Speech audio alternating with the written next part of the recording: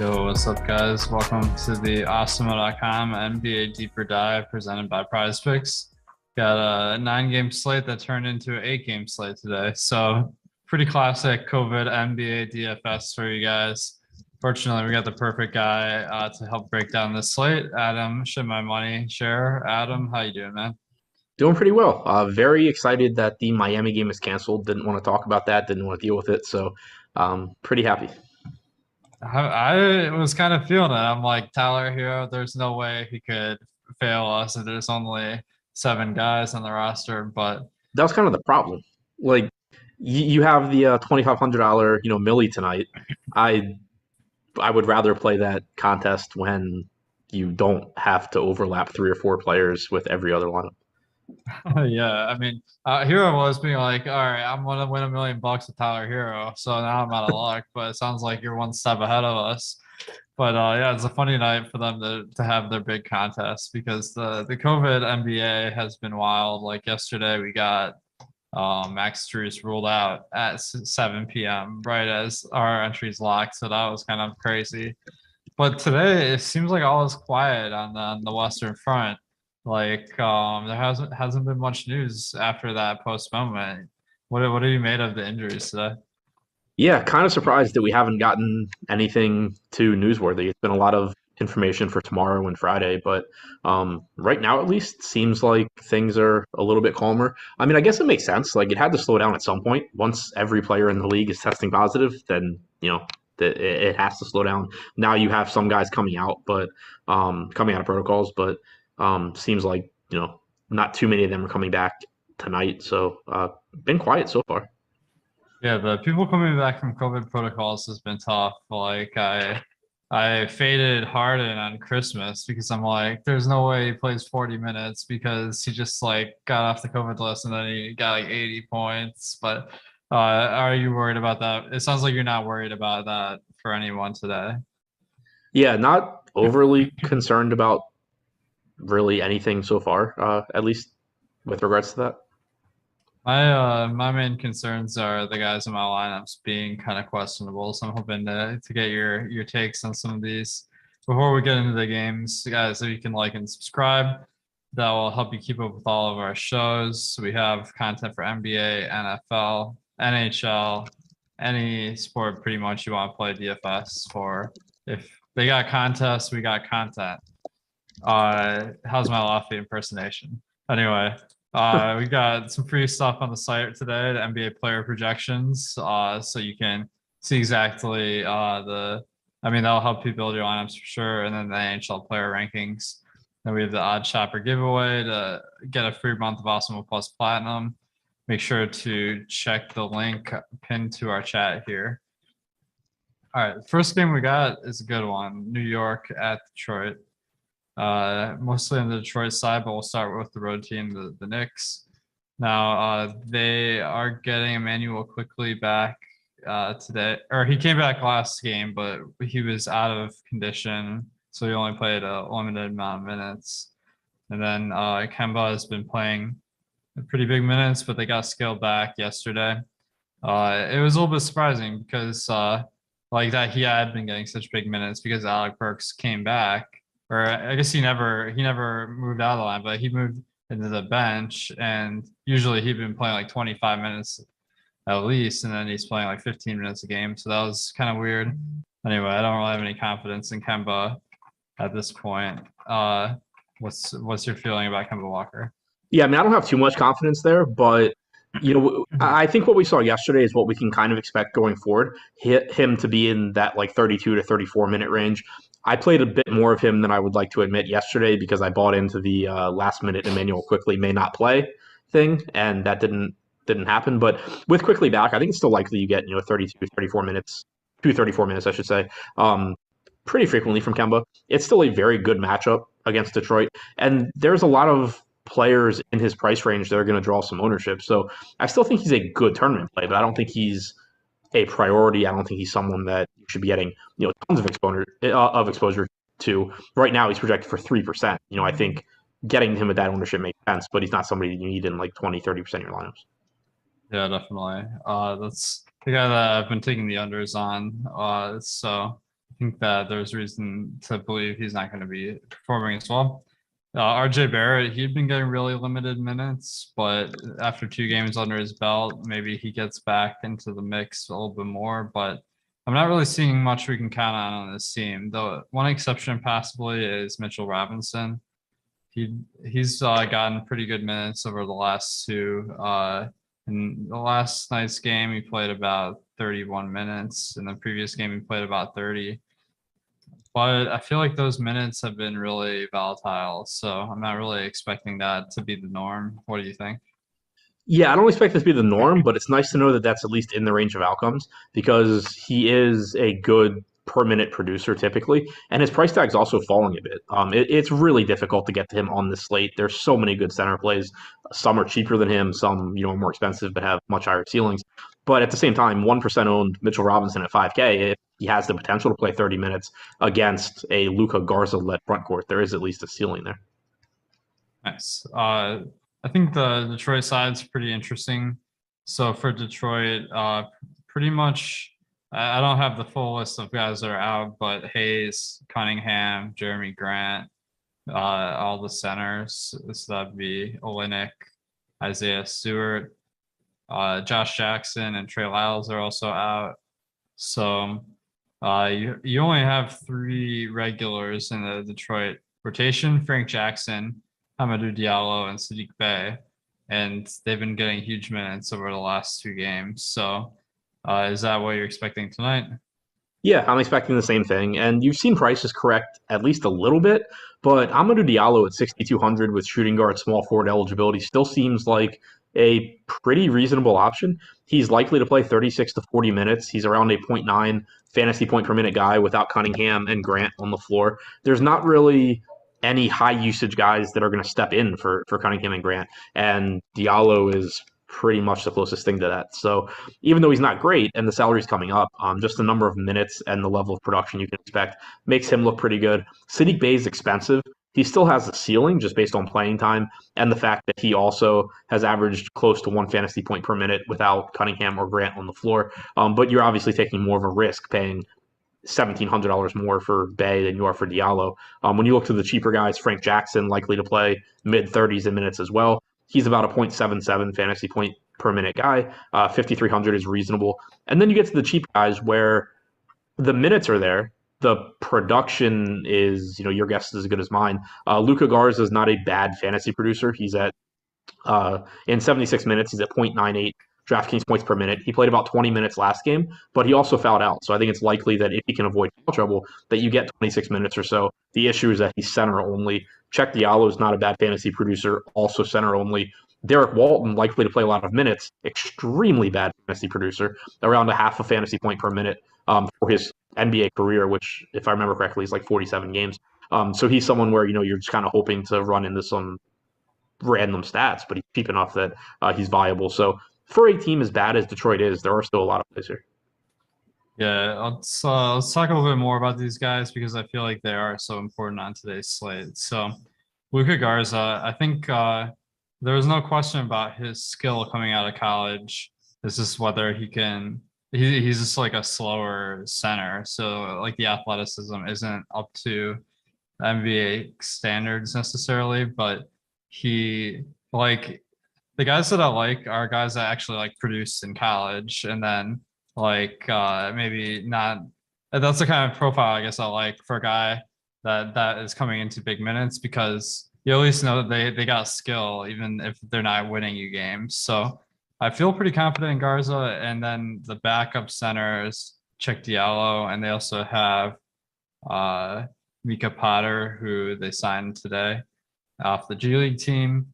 So I'm looking at him like he could play a lot of minutes, but last game he was at 20, but you said he fouled out. So he does foul about 6 times per 36. So on average, he's not going to foul out.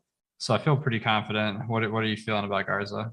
Yeah, that's how I see it as well. And one thing, I agree with you on the college profile, but also it's just nice to see. I mean, even if when you look at the total season, Luka Garza's played 189 minutes. He's averaged 0.93 DraftKings points per minute. So it's always more appealing when somebody that has just been a good fantasy producer all season long is thrust into more minutes than when you're taking someone and saying, oh, well, hopefully they take on this extra usage and the extra minute and everything goes perfectly and they look really good. So from a point per dollar standpoint, I think Garza looks very good.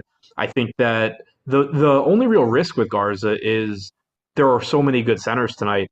If he does, give you 22 to 24 DraftKings points at 3,500, where it's a good point per dollar play, but the opportunity cost is still so high for roster positions on a slate or just pretty much any slate these days where there's two or three teams that are significantly shorthanded. It makes it so it's still difficult to win. Like Nathan Knight last night, for example. That's kind of how I view Garza. That's my concern with Garza, I guess, is that like Nathan Knight was a really good point per dollar play in his 20 whatever minutes. He scored like 21 DraftKings points, but he was actively hurting your lineups because of how many other good plays there are.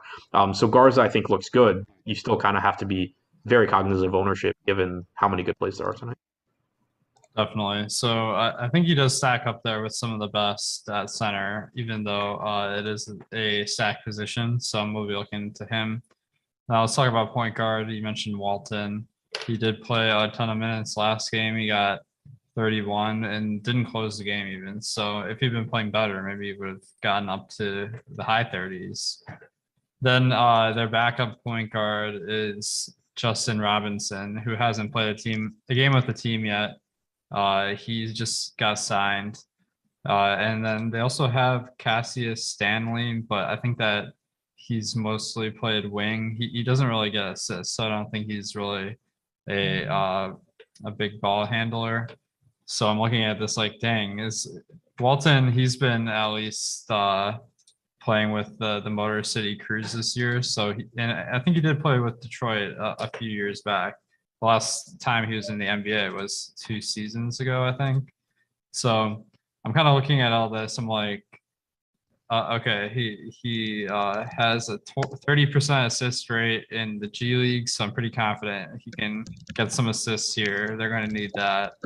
And his G League stats don't look horrible. I don't know, but I feel like I've already lost the battle because I'm citing G League. So how do you feel about Walton? I feel like the minutes and the salary are very appealing. The production that he's shown in his NBA career, and obviously this is a little bit different situation than he's seen typically, but he's played 43 career NBA games. He's played 426 total minutes. He has an 8.5% usage rate, a 4.5% rebounding percentage, and a 15% assist percentage, good for 0.57 DraftKings points per minute. So based on the playing time and the salary, even if you assume that he maintains those rates, he looks reasonable. Just because he's going to play a ton. And obviously, with Detroit being as shorthanded as they are, you could see those rates go up. Like, you don't necessarily expect Walton to maintain an 8% usage rate playing alongside Frank Jackson and Diallo and Bay and Garza. But I think that he's another guy where I really just want to be really aware of ownership. Right now, he's getting 24% ownership. I'm not that concerned that if I don't roster Derek Walton on this slate, that he's going to score enough raw points that I can't find a way around it. And then there's always the chance that he just busts and he scores, like 20 fantasy points or 18 fantasy points at 24%, and you're in a great spot. So that's kind of my main concern is like, what are the chances really that he buries me? And like right now, looking at the boom bust tool, we do have him going a little bit under owned. We have him with a 33% chance of being optimal at 24% ownership. So if that's the case, then he looks good. But I do think that paying attention to the ownership is really important there. Yeah, definitely. This is I feel like guys like Walton, like they can go a little bit under the radar too, because you just get that like I don't know feeling when you're putting them in your lineup. So we'll see how it shakes out. But how many Detroit players are you limiting your lineups to in each? I think I'm limiting it to 3. I know you and I have kind of talked before where ideally it's like 2. Sometimes when you get a team playing like 8 guys, you can get more, but there's still 8 games tonight. There's a lot of shorthanded teams, so I don't really think it's ideal to be just jamming in 4 or 5 guys from the same team. Yeah, I agree. I'm putting it at 3 as well, just because you're not expecting you're not like needing all these guys to get like 40 fantasy points unless it goes like yesterday where you needed like 600 to win. So like it's very possible like Garza gets like 30, Walton gets 30, and then one of the three main pieces gets like a 45, 50 point game. So that's kind of my thought process when I'm setting the limits. All right. Charlotte at Indiana. On Charlotte, we still have Miles Bridges and PJ Washington out. I think people are going to be a little bit interested in Mason Plumlee because he played a lot of minutes last game, and I think it was a blowout, so he didn't close the game, but still finished with 29 minutes. And he excelled in those minutes. I think he had about 40 fantasy points. So he's coming off a good performance. They don't really have center depth. They have JT Thor and Nick Richards, but is Mason Plumlee someone you're considering tonight? I'm really interested in Mason Plumlee here because we still have him projected for only 7% ownership. He's going up against an Indiana front court that plays, basically two centers alongside each other. So you're getting 48 minutes of some combination of Turner and Sabonis.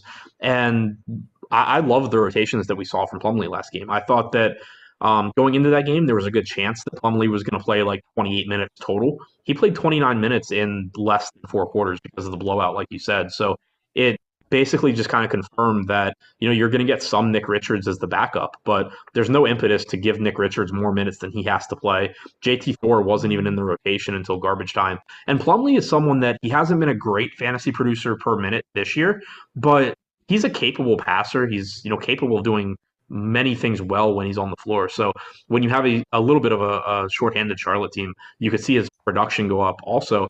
At 4,500, it's just a salary where he's not quite as good a point per dollar play as some of the cheaper guys like Luka Garza, for example. And maybe that's why the ownership is as low as it is.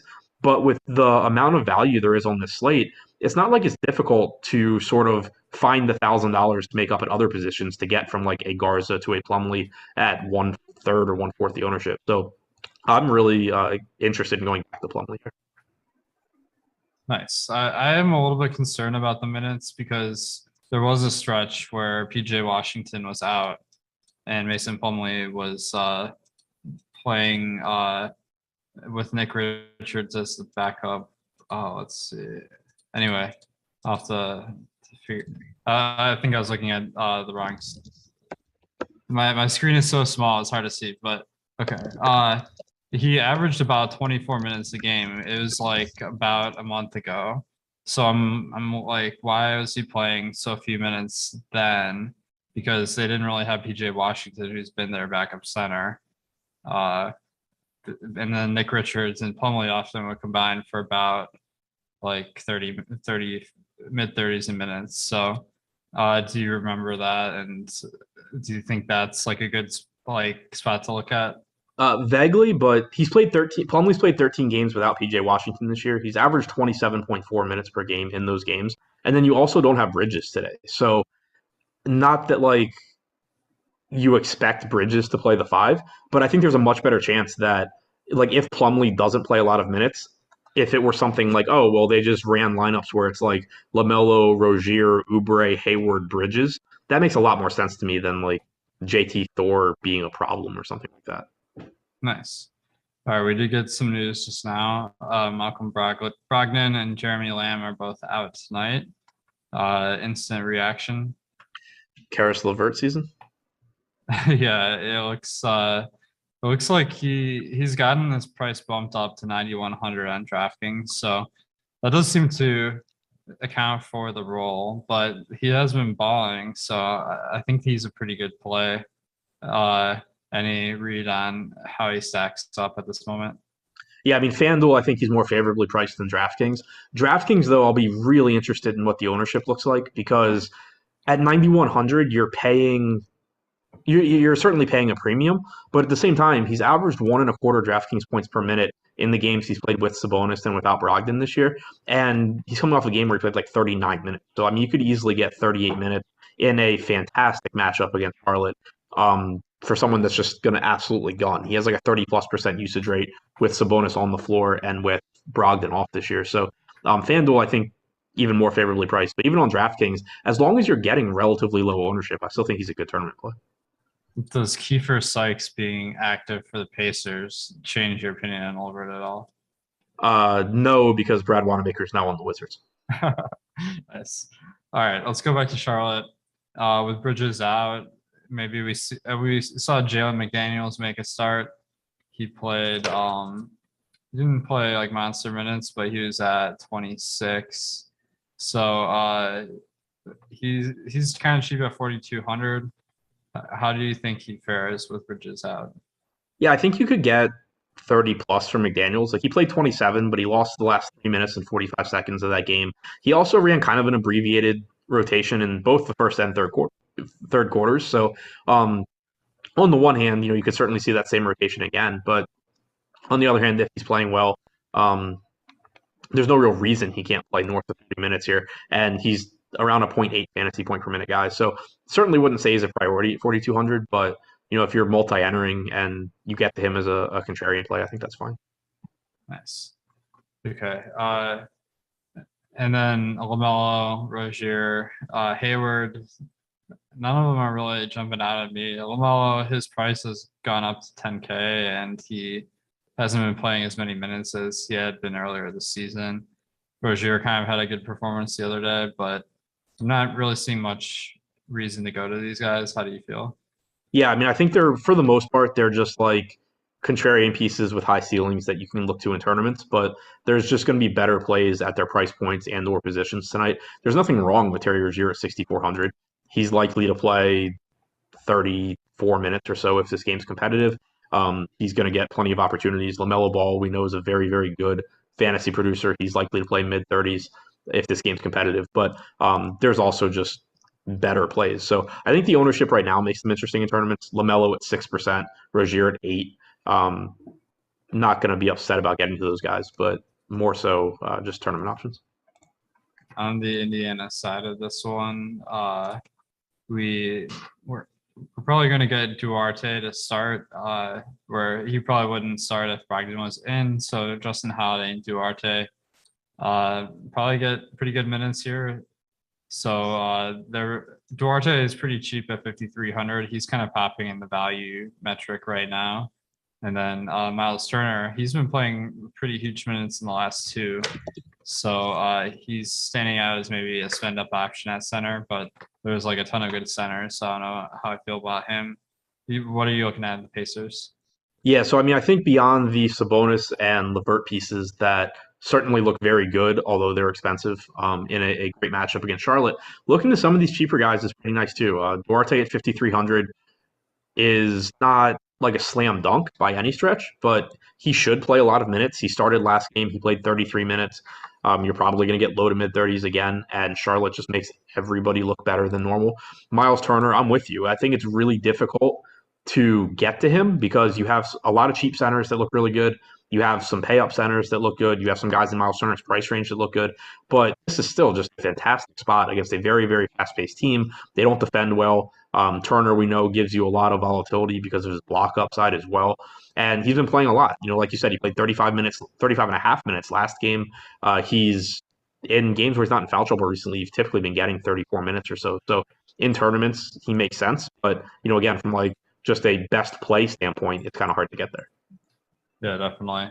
All right, guys, we have a ton of tools on the site that you can add to your arsenal. We got the player projections, the player ownership, the boom bust tool, which combines them both, the lineup builder, premium Slack, and the FC add-on. So you can get our NBA package for $16.95 a week or $4.95 for the express package. Pretty good value if you're entering a lot of DFS tournaments. And then you can get the platinum package for $30, but you can get 25% off with the promo code NBA Live for your first week. All right. So maybe he's born with it. Maybe it's Awesemo. All right. We got Clippers at Boston. On the Clippers side, Paul George is out due to long-term injury now. So we also have Batum out. Brandon Boston is in the COVID protocols since this morning. So there's definitely a lot of minutes to go around. Reggie Jackson is doubtful. So I don't know what that means because I guess maybe he's out of the protocols, but they don't want to play him immediately. But anyway, speaking of some of the other Clippers emerge as pretty good values. So we got Marcus Morris, Terrence Mann in the mid fives, as well as Bledsoe 6,400, Kennard at the mid fives again. So like everyone's cheap on the Clippers, but the production is pretty spread out. Who are you looking at? Yeah, they're all pretty cheap. As far as guys that stand out, I think Bledsoe would be the first guy I look to at 6,400. He only played, I think it was 28 minutes last game, but that was also a game where he didn't play at all in the fourth quarter. It's likely if this game's competitive that you are getting mid 30s in minutes from him. He's got like a 37% usage rate without Jackson and George, or sorry, assist percentage without Jackson and George on the floor this year, about a 22% usage rate. So he still looks pretty good at 6,400. He's one of those guards in that price range that I was alluding to earlier when we talked about Kemba. Marcus Morris, I'm optimistic about because he played 27 minutes in three quarters, didn't play in the fourth. I wasn't really sure what to expect from him in that game because it was his first game back after being held out for conditioning reasons. So I thought his rotations were, reason for optimism, especially going into tonight. He's still pretty cheap. He gets a usage bump and produces at a high level without these guys as well. The rest of the guys, Terrence Mann, Luke Kennard, Zubats, they are all reasonable plays. I don't think they really stand out. One spot that I was kind of interested in, and again, this would be more interesting if it were a normal slate where teams didn't have 3 and 4 regular rotation members missing elsewhere. But against this Boston front court, I wouldn't be surprised if you saw a little bit more Serge Ibaka. We've seen the Clippers play him alongside Zubats a bit this season. Now you have this Al Horford, Robert Williams front court where they're both likely to play a lot of minutes. At 3,400 with power forward eligibility, kind of interested in Ibaka, but at the same time, kind of need to keep that interest in check when you're talking about, oh, maybe this guy plays 20 to 22 minutes instead of 18, when elsewhere on the slate you can get similarly priced guys that are going to play 34.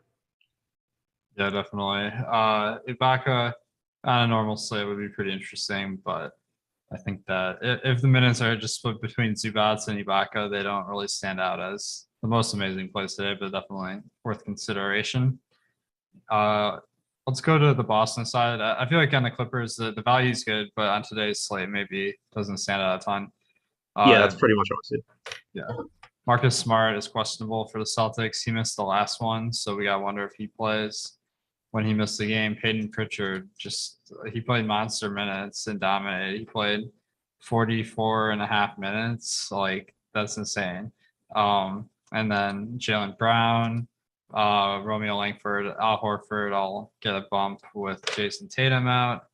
And Dennis Schroeder is also out today. So how are you seeing this one if Smart plays? If Smart plays, I think so. Jaylen Brown, he's gotten expensive on DraftKings. He's more favorably priced, I believe, on FanDuel. He's got like a 36% usage rate without Tatum on the floor this year. He's still got a massive ceiling, but on DraftKings, you're definitely paying for it. One guy that I'm really interested in is Al Horford at 7,100 on DraftKings, 7K on FanDuel. We saw him be relatively low owned last game. He was about 10%. We have him projected, at least last I checked, for similar ownership tonight. Yeah, still 10% on DraftKings at 7,100. This is someone that has, granted, it's a limited sample. He's only played 85 minutes with Brown on and Tatum off this year, but he's been extremely productive. He's been around 1.3 fantasy points per minute. And I do, at least to some extent, buy into that because it's not that you need Horford to take on a huge role in terms of usage, but he can get a little bit of a bump in usage. The rebounding numbers go up. He's a capable playmaker, so you see the assist percentage go up. He can just fill a lot of the void left by Jason Tatum, and I think that makes him really, really interesting in tournaments. If Smart is in at 6K, he looks fine. Like you said, it's a hand injury, so I'm not too concerned about his conditioning or his playing time if he's able to go. He would look like a pretty solid option at 6K. If he's out, Peyton Pritchard probably steps into a lot of minutes again. You do have Josh Richardson back, so I wouldn't be expecting 44 minutes from Pritchard. But even if he plays 35, 36, he's going to look pretty good at 5K if Marcus Smart is out. Yeah, I agree with that. He's going to his price did take a big jump, but still pretty good value there if Smart's out. And Horford, I agree. I think that last game we saw him play 34 minutes, and he only played half of the closing minutes. So I think that there's more potential there. So I think he's someone worth taking some shots on. There's a pretty low sample, though, because that was only one game, and he missed a bunch. So I'm not sure exactly where that will level out to, but All right, we gotta speed through today's slate, so let's move on to the Lakers. They played last night, and Malik Monk had a really solid performance that won people the money, including our I can't remember if he was in the winning lineup that Rinpack had and the fadeaway, but uh, congrats to Rinpack on that big win. Yeah, I'm still bitter. Oh yeah, were you like pretty close? I global swapped as much Herbert Jones to Caleb Martin as I could, and then had a lineup that would have won if I hadn't global swapped Herbert Jones to Caleb Martin. So Oh a little man, bit better. yeah, I did like all late swap optimizing yesterday because Yeah. Struce was ruled out after lock, but then yeah, you needed like 5,000 points yesterday. So Yeah. okay, so yesterday Stanley Johnson started and at the 4, I think, and then LeBron was at the 5 versus Memphis, where they start Steven Adams at center. I'm not expecting LeBron James to be on Steven Adams, like not that he couldn't, but uh, that seems like a Dwight Howard matchup to me. I don't know. What do you think? I don't know. I kind of am expecting LeBron. Just because I don't necessarily think it was matchup based on the comments we got from Fizdale. He said that it was basically the numbers with LeBron at center have just been otherworldly this year, and they wanted to just start doing that. So I'm not really sure what they'll do. I mean, yeah, Adams is bigger than LeBron, but it's not like LeBron is small, and LeBron's also a nightmare matchup for Adams. So it kind of goes both ways. So I'm kind of curious there what they'll do. I wouldn't be shocked if they go back to Howard, but they won last night. LeBron's been the plus minus numbers with LeBron at center have been fantastic this year. I wouldn't be surprised if they kind of just go with that until they find out that it doesn't work. Fair enough. Yeah, it's not that LeBron can't like it. Steven Adams is a like problem, but I feel like a lot of teams they don't like to put their like stars at center because like Anthony Davis, where they just get worn out a little bit more Yeah. guarding bigger players. But we'll see what happens tonight. With my thought in mind that Stanley Johnson might not start. He played ridiculous minutes last night. It was like 32 minutes out of nowhere. Like he just got signed last week. So this seems like a situation where there's a ton of volatility. What are you thinking with Stanley Johnson? Yeah, I mean, on the one hand, I think he's actually a pretty decent fit for the Lakers, but that kind of just speaks to how bad I think the Lakers are outside of their main two or maybe three players. Um, but I'm curious here because you get Ellington back. He was out last night. You get Bazemore back. He hasn't really been in the rotation. You get, I think Reeves was back. Was that the third one? There was someone else that they said was back. So I think that depending on who's actually available, the minutes become risky. But my assumption for now, at least, is that you're going to see the same starting lineup just because they actually won this night. Yeah, that's a fair point. So Malik Monk, I think, regardless, if he starts, he's gonna look really solid because he got 35 minutes 2 games ago, and then last night he played 40. So I mean, you can't really beat that at 4K. How does he stack up for you? Yeah, as long as he starts, I think he looks pretty good. Again, depending on who's back for the Lakers, minutes can become risky. We have Okay, sorry. So Wayne Ellington is available. Bazemore and Reeves cleared health protocols, but they're still out. So that does make Monk seem a little bit safer. As long as he starts, I think that he still looks good at 4K. He played 40 minutes last night. He doesn't need to play 40 minutes to be a good player. He can play 30 minutes and still look pretty good. Yeah, definitely. So I think that that minutes uncertainty actually kind of helps you at his price point because it will drive down the ownership a little bit. Now LeBron, I think without Anthony Davis, he really stands out as one of the top producing fantasy players. And on today's slate, we're probably going to have plenty of money to spend up on studs. So how does LeBron compare to the other options? I think he looks pretty good. I mean, you don't have Jokic on the slate. It's not like you have Luka. You don't have Giannis. LeBron's produced over 1.6 DraftKings points per minute in the games without Davis. The only thing kind of working against LeBron is that he's only power forward eligible on DraftKings now, as opposed to being point guard, small forward, like he was not that long ago. But still looks like a very good option here, I think. Nice. All right. Let's go to Memphis. We gotta pick up the pace here. My bad. So, John Concher is out for this one. He's on the COVID list now, so that really calls into question their wing depth. They only have Desmond Bane at wing. That's a regular contributor to this team. So I'm not sure exactly what's going to happen. They have a couple of call-ups, Tyrell Terry and Shaq Buchanan, but do you think Kyle Anderson gets a start at small forward? It seems like he hasn't started at small forward before, so I'm a little bit uncertain. Yeah, I'm not really sure either. It's one of these situations where like I know typically when he starts it's at the four, but also you're kind of in unprecedented times for Memphis's rotation. My expectation is that Anderson's going to start. Um, you could get something else, but they're just so shorthanded that I assume that like we've seen Anderson play the three in previous seasons. He just hasn't really done it that much this year. So my expectation is that it's going to be him. Nice. Yeah, I think he's one of the most popular plays on today's slate. So that one's kind of interesting. I think he's a solid play if he starts. If he doesn't start, get him out of your lineups probably. What do you think? Yeah. Um, it depends how many lineups you're playing. If you're playing like a few lineups, then if he doesn't start, I wouldn't play him. But if you're playing 150 max, like even if Kyle Anderson doesn't start, there's a good chance he's playing 26, 28 minutes and still looks pretty good at 4,600. Yeah, definitely. So I'm just kind of tweaking all these projections where like this one, like I think it depends how much these call-ups are going to play. So we'll see. John Morant, regardless, looks like a really good option at 8,800. So I think he's one of the better spend ups today. What do you think?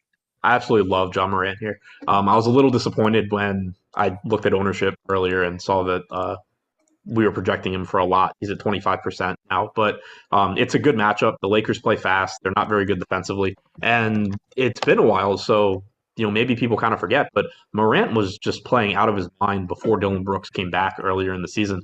He's played 15 total games now without Brooks. He's averaged 1.33 DraftKings points per minute in 34 minutes per game, 33.1% usage rate, 35.9% assist percentage. You could just an absolutely massive game from John. I like it. Yeah, I think that also with the wing depth being decreased, I think you see more 2-point guard lineups, which opens the door for Morant to get bigger minutes. So we'll see. I think he's one of the best options today. All right, let's move on to the next game here. We got Atlanta at Chicago. Atlanta, still have John Collins out, Delon Wright, and Bogdanovich are out, as well as TLC. So their depth at wing is really low. Cam Reddish has been playing a ton of minutes. The price has gone up. They have this guy, Sean D. Brown, that came out of nowhere to play ridiculous minutes last game. So let's start with him. Like, do you know much about him, and what are you expecting? I know that he was on the Lakers until like last game.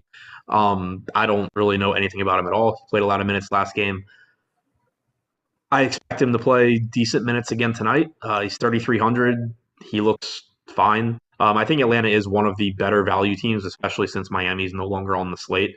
I expect that Brown's going to play 30 plus minutes. I think that at 3,300, he looks pretty good. But Skylar Mays is around a 0.9 fantasy point per minute guy. It's likely that you're going to get mid 30s in minutes from him as long as he starts. If they do something weird and start like Malcolm Hill, then that would change. But Mays, I think, looks like, assuming he starts, I think looks like one of the better values. And then you get the three pieces that are typically in the lineup with Young, Capello, Reddish. They're all relatively expensive, but they also just need to play a lot of minutes tonight with Atlanta being as short as they are. Yeah, I'm finding Young is in a ton of my lineups here. And last game he played 40 minutes, so that is a lot higher than his averages. It's supposed to be a competitive one in Chicago here, so I think that there's a lot of ball handlers out, and I don't think they really have a backup point guard. They have Chris Clemens, who's their G League call up. So do you think Young is the guy that we should be getting heavy exposure to? Yeah, I think he plays a ton tonight. I mean, he's someone that when Atlanta's healthy, you're getting like 35, 36 minutes from him usually.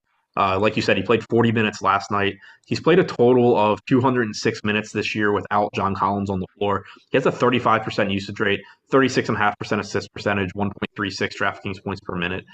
He's just he looks good. Like he's expensive, but it's not hard to fine salary tonight. So I think he looks very good. Nice. I think he's one of the best options. Capella's kind of interesting if everyone's spending down at center. Let's go to Chicago because, all right, we got Kobe White getting a pretty good run with Lonzo and Alex Caruso out.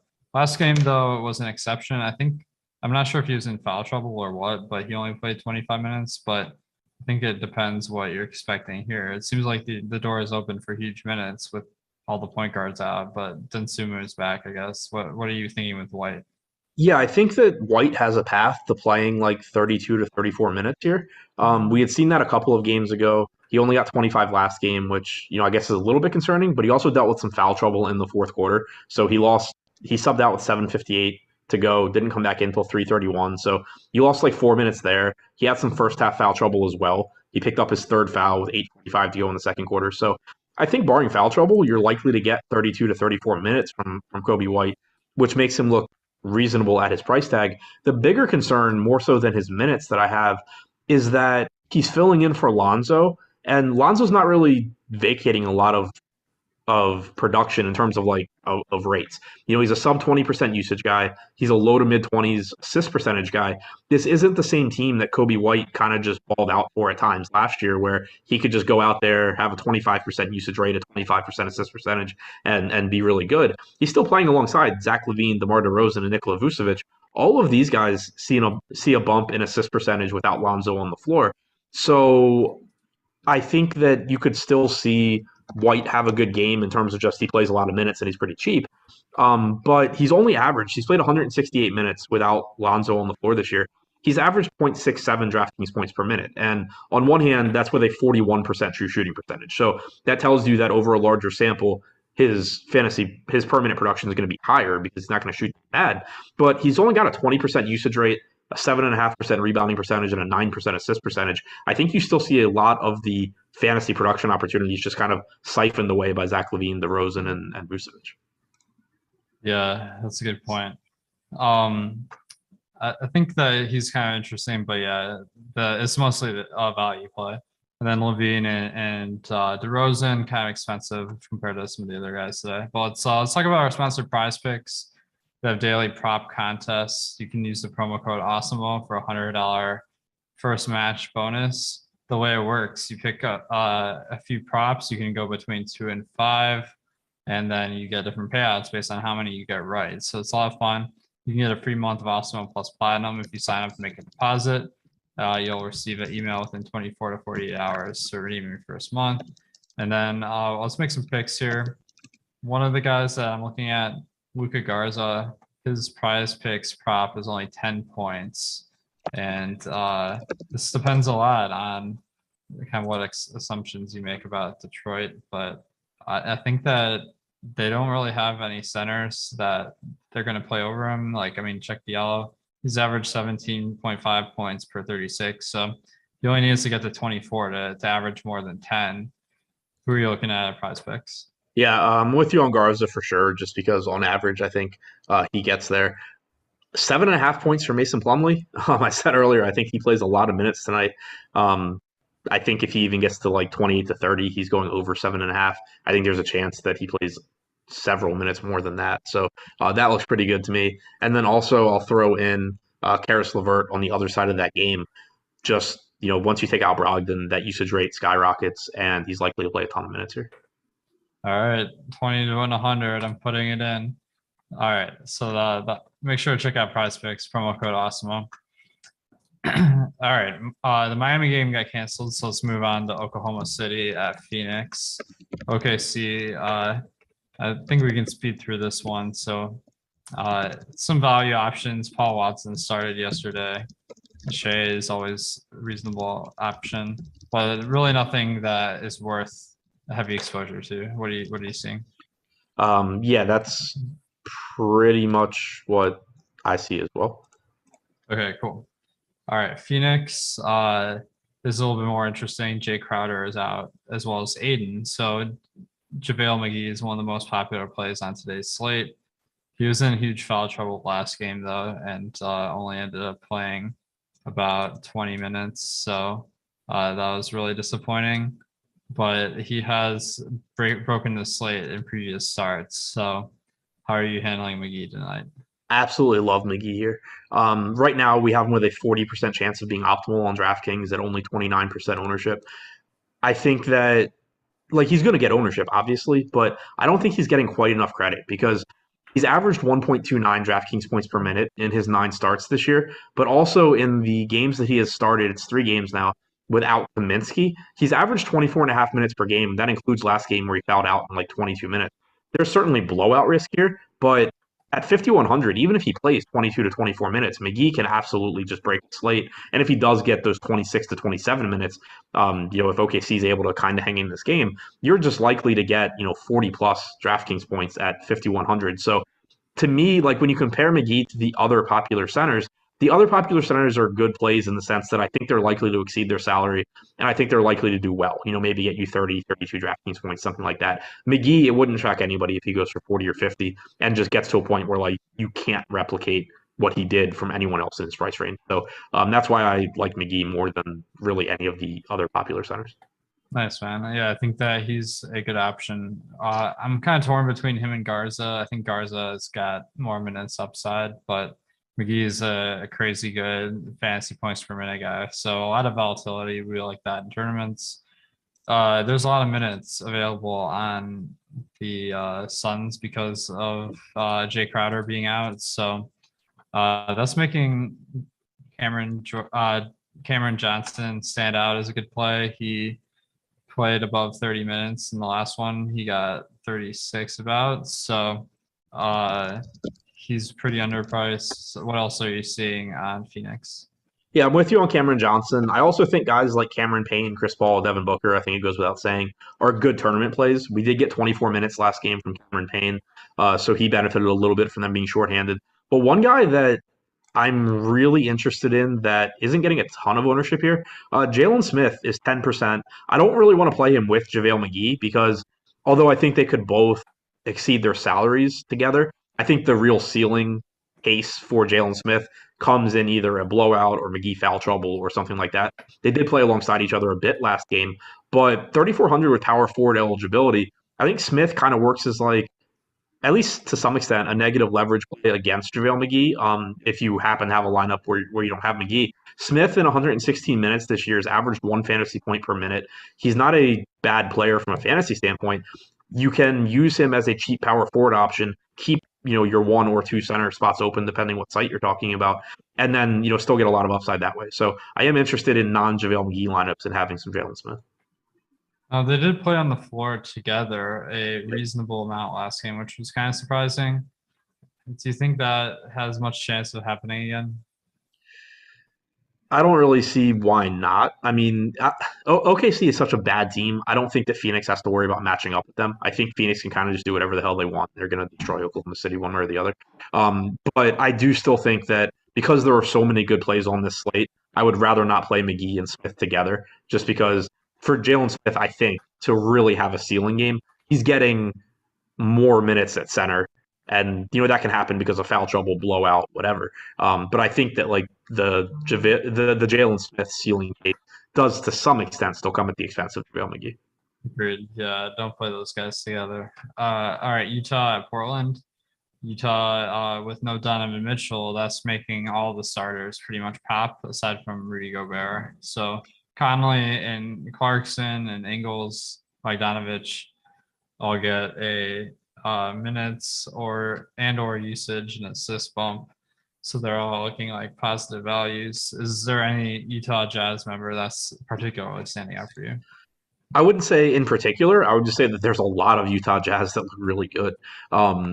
It's kind of like what we normally get with Utah, where there's just like 5 or 6 guys that look good, but now it's like 5 or 6 guys that look a little bit more than good because of Donovan Mitchell being out. Rudy Gobert is always a good tournament play because of his ceiling, but he's also really expensive on DraftKings at 9,800 at a position where you can find a lot of value. But when you look to Mike Conley, he hasn't been great without Mitchell on the floor this year. But if you go back to last year and include those stats as well, he's been excellent. There's certainly more usage and more assist opportunities available for him. He's only 6,600. Bojan Bogdanovic, he's a usage bump. Jordan Clarkson sees a minute bump. Joe Ingles is likely to start and play 30 or so minutes again. Even Royce O'Neal at 3,600 isn't the worst play in the world. Whereas normally Royce O'Neal is very close to the worst play in the world. So really any of these Utah guys that you're mixing in a favorable matchup against Portland look pretty good. They have a 118 implied total, which I believe is the highest on the slate. So yeah, I just like getting to Utah as a whole. Agreed. Yeah, they look solid. On the Portland side, we have CJ McCollum out, Robert Covington. He missed the last game. He's out again. Nurkic is also out. So Nance got huge minutes at center last game. I expect that to continue because he's backed up by a guy that's really played this year, Greg Brown. And then at wing, Norman Powell and Nas Little both have been playing big minutes. Nas Little is particularly standing out to me because like neither of these guys closed the last game, but they still played above 30 minutes. So I'm like thinking that they could play well north of 30 in this one. What are you seeing at wing for Portland? Yeah, I see the same thing. It was a blowout loss to the Mavs last game. Essentially, Powell lost 6 minutes and 46 seconds. So did Larry Nance. Little lost about 6.5 minutes. Damian Lillard lost like almost 8 minutes. And you still got total playing time of 30 minutes for Powell, 32 for Nance, 34 for Little, 36 for Dame. They were just going to run these guys into the ground. And they don't really have an alternative. I mean, your backups, other than Anthony Simons, who's normally a rotation player, you're talking about CJ Ellaby, Greg Brown the third. I think they have Reggie Perry now, which I don't really care. Tony Snell is fine to soak up some minutes, but it's not like he's doing much for you from an offensive standpoint. So Powell, Nance, Little, Lillard should all still play a lot of minutes. You're likely to get 28 or so from Anthony Simons at 4,300 as well. I don't really see anything beyond those five guys, but I think those five look good. Powell's pretty expensive on drafting, but Nance and Little are pretty cheap. Simons is cheap. Lillard's good. So yeah, those five, even in a difficult matchup, look pretty good. Nice, man. I like it. Yeah, Little in particular is jumping out to me because the ownership seems to have not accounted for necessarily that possible role being huge with Covington out. So we'll have to see what happens there tonight. We did get the news that Marcus Smart is out tonight, so let's circle back to Boston. So Peyton Pritchard did play 44 minutes in the last game, so I think penciling him in for like 37, 38 with Josh Richardson back makes sense. And then he looks like a massive value. What are you seeing? Yeah, I agree. He's 5K, so like there's always going to be guys around that price point that can score, 35 plus points as far as range of outcomes goes. So you do want to be aware of the ownership. But at the same time, Pritchard's played 85 minutes with Brown on and Tatum off this year. 17.5% usage rate, 17.2% assist percentage. He's averaged a little over a fantasy point per minute. Overall, without Tatum on the floor, he's at 0.93 DraftKings points per minute in 178 minutes. Overall for the season and 360 minutes at 0.82. So really any of those rates, they're kind of showing you what you would expect for the most part, that when you take Tatum off, he does a little bit better. If he's going to play 36 minutes or so at 5K, he's going to look like a very good value. He is just someone that I do want to pay attention to the ownership. He's one of the guys that, one kind of constant thing we've seen all NBA season long is that even on slates where you have a lot of value, the quote unquote best projected values are getting insane ownership. I think you could see that sort of thing with Peyton Pritchard again, which, in individual tournament lineups could play a role. But, if you're talking about 150 lineups and just like who you're getting exposure to, he looks like one of the best values. Yeah, I think that he's an amazing play. And then Al Horford, kind of a sneaky beneficiary because he does provide assists, and that he should get some more of those. All right, let's go to the last game here. That is Dallas at Sacramento. So on the Dallas side, Jalen Brunson and Porzingis look like reasonable options to spend some money. Besides that, I don't see much. That one's easy. What do you see? Yeah, it's basically Brunson Porzingis. I had said earlier today that if you get a Frank Ntilikina start at 3,700, I'm kind of interested there just because he is around a 0.8 fantasy point per minute guy in a great matchup and likely to play a lot of minutes. Now you have Brandon Knight out. You maybe have Bullock back. We don't know for sure. So that's something to keep an eye on. But also there's just a lot of good value on the slate. Frank Ntilikina is certainly not somebody that I'm like holding my breath until 10:30 to find out if I can play him. Oh shoot, Brandon Knight's out. Anyway, yeah, I think that Boban also out, so no Boban Knight. Let's go Sacramento. They seem like one of the less appealing teams on the slate, back to back. Marvin Bagley did get the start at power forward last night. They do have Davion Mitchell back tonight, so that kind of mitigates some interest I had in Halliburton. But is there anyone on the Kings that you're gonna look to in fantasy? If I had to name guys I'm interested in, it's pretty much Fox at 7,900, Holmes, and Bagley, but they all are pretty mediocre. Bagley's around a .9 fantasy point per minute guy. If he plays 28 to 30 minutes, he looks fine, but there's plenty of values that look better than fine tonight.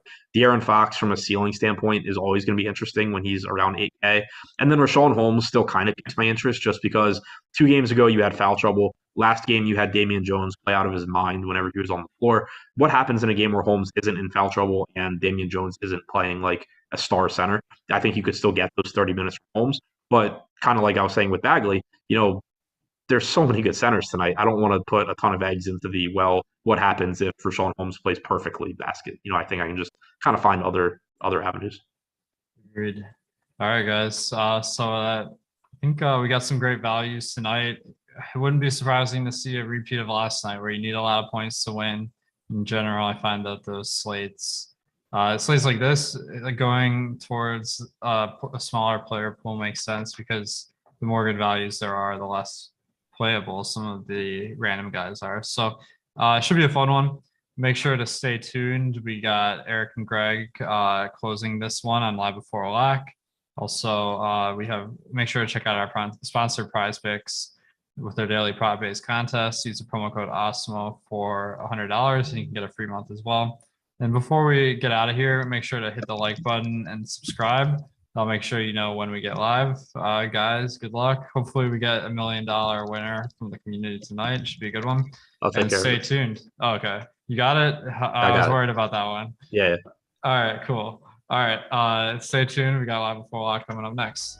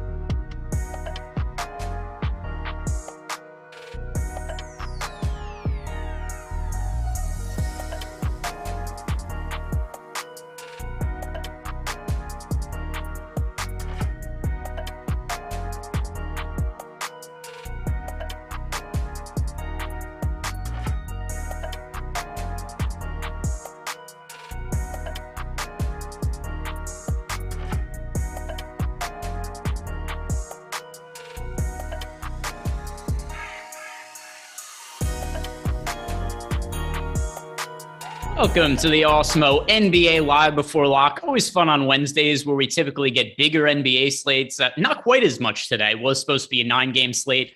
We had that Heat game get canceled earlier in the day, a game that was going to be very pivotal in our lineups. Eric, before we start talking about the games, first of all, show is sponsored by Prize Pick. Second, are you happy the Heat game got canceled today? Yes. Oh my God, yes. I find it really, really unfun to try to cycle through and find the right combination of 5 players from one team and then fitting in those other 3 and then having a bunch of overlap. We should all be thankful that that thing got postponed.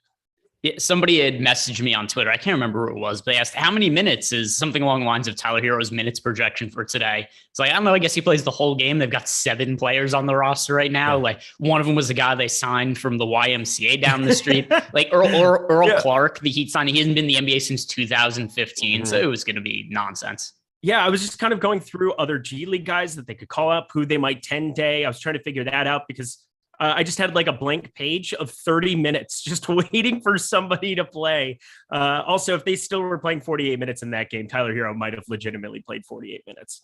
And this isn't a super chat, but I do think it's a very, very pressing question here from our guy, Adam Scherer, Shit My Money, who asks, Eric, who is the Naz Reid of tonight's slate? Is it Tyler Hero, perhaps? Adam never, ever is in chat or watching this show in a million years. So appreciate you, Adam, you absolute dunce cap. But yes, everybody, again, I can't believe yesterday. I really, really can't. And if you want to know why you should stick around for 30 minutes afterwards, because before lock, obviously we got the news that Naz Reid was going to be active, that he was, clear of health and safety protocols. We were all good to go. But then after that 7 p.m. Eastern time, you find out that he's not in the starting lineup. And I said to get to 0%. And yet I had at least, and I'm not joking you, a dozen people give me shit about that on Twitter. A dozen, like that. I don't even know if that many people want to interact with me on a daily basis, but they definitely do when it's a play that comes out before lock that you have 0% of. So I apologize if anybody missed that, or if you couldn't be a part of that extra half hour. But, it was one of those things that I would have been updating either in premium Discord or on my Twitter or said something, because I wouldn't have left you high and dry on it. But it just happened to be that we were still on the show. End of story. Love you guys. You know what? I got to say, though, the slate starter love that I got was so worth it. Oh, my God. I can't believe how much I appreciate you all. And Alex Baker, don't fire me. That's all. Yeah. And listen. Truth be told, Eric loved Naz Reid last night. I know he's backtracking a little bit now, but he loved Ryan had over 50% and won $67,500. So whatever. Yeah, super chat here from Ryan Nelson. He's saying we appreciate Eric's work ethic in the chat. I am going to ask you something, a real serious question though, which is going to be kind of related to Naz Reid. Who do you think is a player, as we're starting to build lineups now, that you like now that you think there's a reason you might not like later?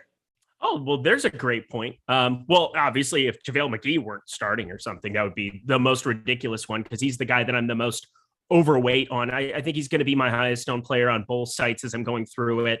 So JaVale McGee, there you go. I very highly doubt that he wouldn't be starting. That would be a very, very, very unlikely thing. But something that's actually possible, let's talk Memphis, because Kyle Anderson, I never know what to make with this dude's minutes. And I think he's really a massive piece of news that I'm waiting for on this slate. Right now we have him projected for 29 minutes. He's going to be the highest owned player from that team. I still like Ja Morant more, but Kyle Anderson, I never really know what those minutes look like. And Brandon Clark is back in there. Killian Tilly, somebody who's been randomly there. Xavier Tillman's gotten spot starts. I really don't trust Memphis to just say Kyle Anderson, go out and play 30 plus minutes here. I want to see him in that starting lineup if I'm going to be rostering him at all. If he is not, I will completely be hitting eject on that, knowing full well that the field will be higher on him than they should be.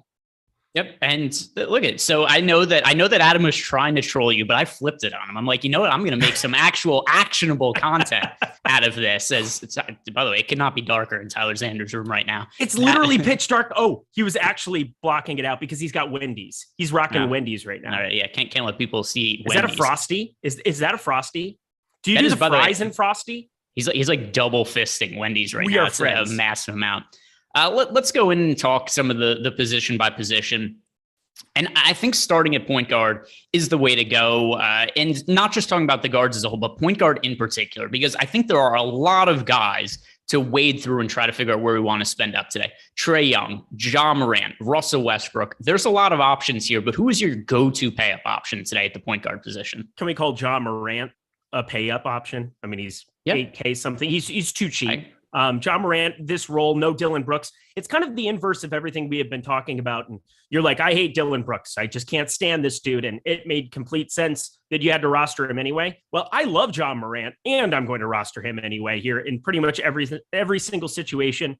8,800 for him over on DK, way too cheap. Looking at him over on FanDuel as well, sitting with an $8,600 price tag, even better. 23% on FanDuel is just like egregiously low for a guy that, is an over 1.3 fantasy point per minute producer, somebody who does everything here for this Memphis team, creates, gets to the hole at will, been shooting the three better this season.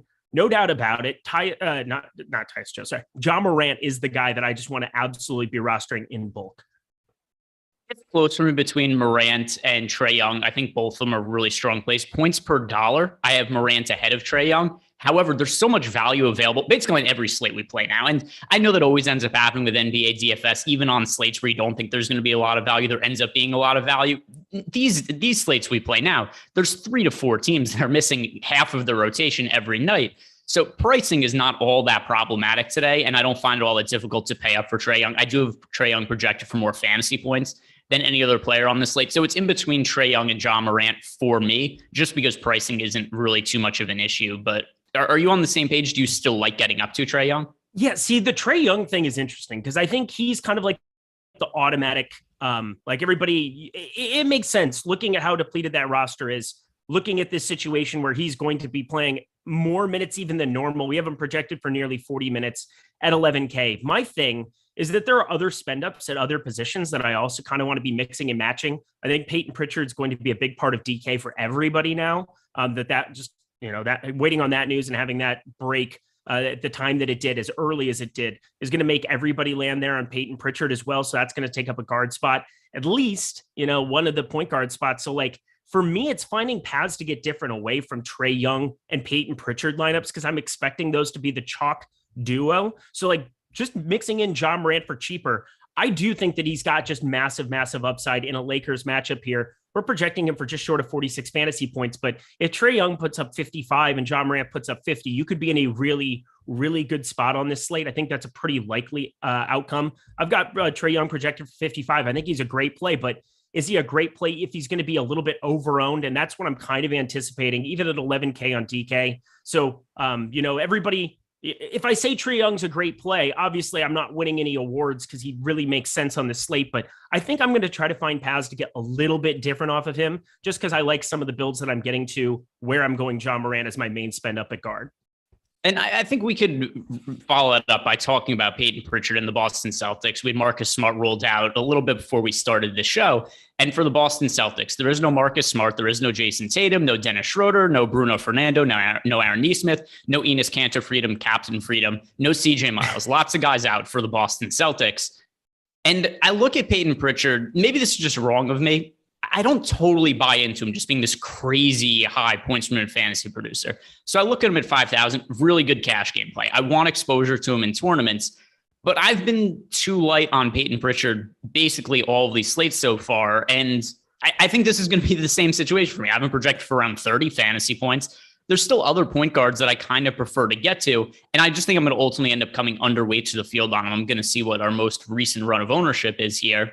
And by the way, we just did one from 7 seconds ago. If you want to pull it up, I've been on the money with some of these recently. Because Peyton Pritchard was like 3% earlier, and I'm expecting him to be 37% or something like that. He is 35% on DK at 5,000. Yep. Over on FanDuel, Peyton Pritchard is 6,200, so obviously more elevated price point, but still 15%. Mm-hmm. I don't want to play Peyton Pritchard at 15% ownership at 6,200.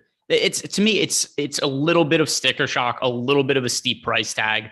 But how do you view the 6,200 price tag on FanDuel for Peyton Pritchard and the 5,000 on DK? Like, what do you think an appropriate salary is for him? Yeah, we talked about this on the Slate Starter podcast for a long time last night. And obviously, we're trying to find some different ways of adding utility to that show for all of you guys listening, because the news has just been insane and we can't always react to stuff. But I think we both came to the assumption that we assumed Marcus Smart being downgraded yesterday was probably going to be out. Then that news ended up breaking here. We had talked a little bit about the timing of the news mattering a lot. And, 6,200 is an elevated number. Ryan was definitely more on the side. And I can just quote him because, he's a top 10 player in the world, just banked the $15 yesterday. Seems like a good guy to listen to about DFS content, but legitimately, he wasn't as sure about being on Pritchard either. My thing is on DK. If you're playing multiple sites, it's hard to get away from getting exposure at 5K. I know he's going to be more popular over there, but looking at a lot of these builds, he's the guard. If you're telling me Trae Young or Peyton Pritchard, which one are you more inclined to be getting less of? I'm more inclined to get less of Trae Young because of the spend up, because of the range of outcomes there. Maybe raw points matter a lot on this slate, and obviously on a lot of these stars and scrub slates they have. But we're looking at an amount of minutes. Right now, he's projected for 33. I've got him in for 36. And I don't expect 45 minutes like we had last time. I don't expect 8 rebounds to be kind of added to the fray. But the one huge difference is that there are just not a lot of other guys that are going to be filling up those minutes because Romeo Langford's going to be in the starting lineup with him there. Grant Williams is a guy that, he's decent, but they need scoring on the floor alongside Jaylen Brown here. Al Horford is definitely somebody who can do that. But Peyton Pritchard has been performing pretty well in these spots. If you want to say that, yeah, he could bust here, he has a bad shooting performance, so be it, but he's getting involved in the assist category as well. He's doing a lot of things here. He only shot 8 for 22 in that game, but 14 3-point attempts goes a long way over here on DK for the scoring there. Somebody that I expect to be active shooting the ball. So Peyton Pritchard, he's definitely somebody that I'm not shying away of at the 5K number. He's in my player pool. I'm just underweight to that 35% number. Yeah, and I'm just a little bit over. So it's not like I'm going crazy to 65%, 55. I'm literally capping him at 50%, and I'm probably going to get somewhere close to that. So, and I have a pivot here that I like to Peyton Pritchard, and it's probably not a kind of pivot that a lot of people would be expecting, but Al Horford at 7,100 on 7,100 for Al Horford on DK. On FanDuel, he is priced at 7,000. He's a little more popular than Pritchard actually on FanDuel, so it's more of a DK pivot.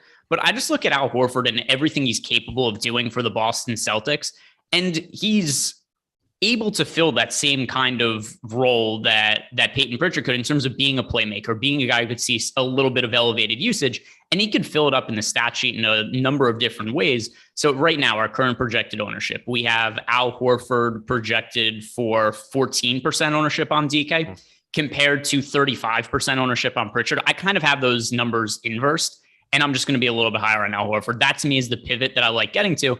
And you think too, what happens if Al Horford has a big game? Maybe he takes a couple extra shots. Maybe the assists are there. The offense runs through him a lot. And I think those stats, a lot of it would come from Pritchard. Yeah, Al Horford, great pivot. I thought you were going to talk about another guard, and there's a guard that I like a lot on this slate that is coming in really, really undervalued because he's been really, really bad the last 4 games, but it's in a later portion of the evening, and we'll talk about him here in a second. But I'm with you. Al Horford makes a lot of sense. I will say Alex and all of the guys running our projections here at Awesemo have been they were very hip on Al Horford before it was hip to be high on Al Horford. And in these spots without Jason Tatum, you're going to see the rebound rate go up. You're going to see him more involved offensively. We've been very akin to what's going on here in this front court. And with Al Horford back, it was nice to see him play 34 minutes right out of the gate after being out for 2 weeks. So I'm happy to be firing up Al Horford too. Sub 15%. He is way under-owned. He's also in my right now. He's in my single entry lineup. The lineup I have projected for the most fantasy points. Al Horford is in that lineup, so it works. It works a couple of ways. Not only do I think he's a good pivot, but it's not like I'm stretching I just haven't projected really well considering the injury situation for the Boston Celtics. So Al Horford, give me him. Here's a value option now. Getting away from point guard, shooting guard, but I'm just kind of curious to hear your opinion on Malik Monk. Played 40 minutes last night. And he put up 38 DraftKings points, but I think there's more room for upside than we got. He only had an 18% usage rate, despite all the players that are out for the Lakers.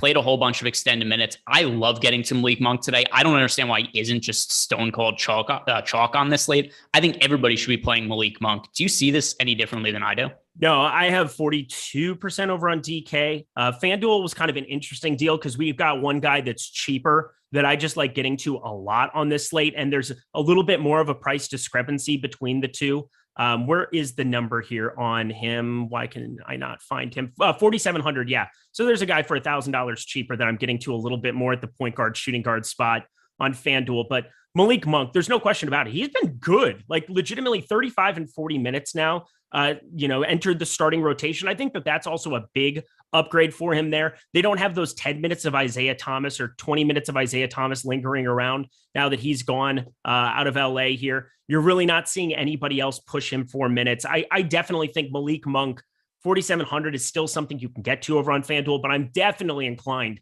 the same way you are 4K for him over on DK. He makes a lot of sense on this slate. And he's not like one of these like sub 0.7 fantasy point per minute guys, like 0.8 fantasy points goes a long way. Yeah, he's going to be a little shooting dependent from time to time, and he shot pretty efficiently the last two, but there's no reason that against Memphis without Dillon Brooks that he can't do the same thing. Yep. I mean, I look at Malik Monk, and once again, I'm just agreeing with you, agreeing with me, but can I bring up my guy because I just want to hear. Oh yeah, sure. Go ahead. Bring up your guy. Anthony Simons. He's 4,300 over on DK, and there's no doubt about it. He has been just the word is abysmal, like legitimately abysmal. But we've seen Anthony Simons perform better than a 0.8 fantasy point per minute guy. And without CJ McCollum out there, they're going to need scoring. Like Tony Snell, obviously, has been starting the last two. He needs to be there. But a lot of this massive usage we saw out of Nasir Little, 21.6%, that's a lot higher than we've seen out of Nasir Little, period. He's been right around 14, 11.7, 8.6% usage. I think if Anthony Simons can go out and actually shoot the ball competently, or, at least kind of revert back to his ability to go shoot the ball. I don't know if Damian Lillard being on the floor just shies him away from doing anything whatsoever, but I generally think of him as a lot better player than this. 4,300 for him on DK. I want to be over 8.6% by a massive amount.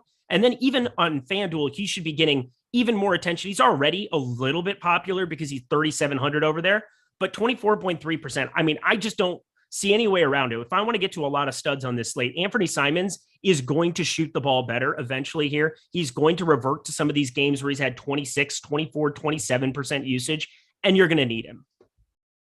Yep, I don't mind that call at all right now. Anthony Simons, looking at our most recent projections, he is projected for 24% ownership over on FanDuel. On DK, we have Simons at 4,300, projected for sub 10% ownership. So massive ownership gap for not that big of a price difference.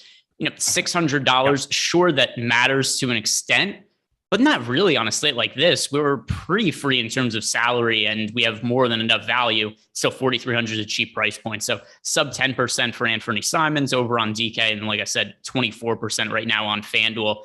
I want to ask you, the Utah Jazz, because that's a game on the other side of Anthony Simons. So the matchup itself for Simons, not necessarily ideal, but there is no Donovan Mitchell for the Utah Jazz. And a lot of times when Mitchell is out, we're rushing to play guys like Jordan Clarkson, Joe Ingles.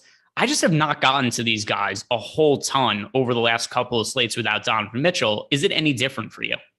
Yeah, I played a lot of Clarkson. I'm going to probably have a lot of Clarkson here tonight, but also 5,800. Now we're seeing that price tag go up. And, for me, it's just understanding that the situation is different. No Donovan Mitchell is a massive piece. Going back to last year with Donovan Mitchell off the floor, Jordan Clarkson has 30.7% usage. That's over the last, just over a calendar year here that we're looking at for this entire season.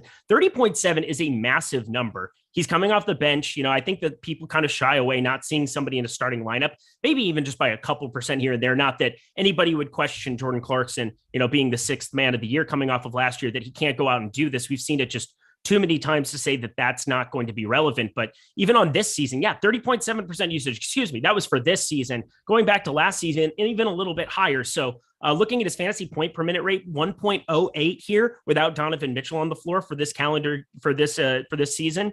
Really hard for me not to like him. My thing is that, if I'm going to be playing some Simons, it's going to be hard for me to find 1,500 here and there. Obviously, I'll still have some exposure to Dallas with Brunson and Porzingis, and I'll be able to kind of mix and match some lineups. But, for me, it's just understanding that, having exposure to these late games is always great because you can kind of mix and match your lineups depending on, there's a lot of pieces of chalk we'll probably get to in Karis LeVert, maybe some Sabonis, obviously all of the Detroit pieces here in these early games. And you're going to want to react to how they finish up. And, by the time 10 p.m. Eastern time rolls around, you'll really know where you need to kind of land on some of those guys. But Anthony Simons, as it stands right now, is just less than half of the ownership of a guy like Clarkson right now. And I just prefer that.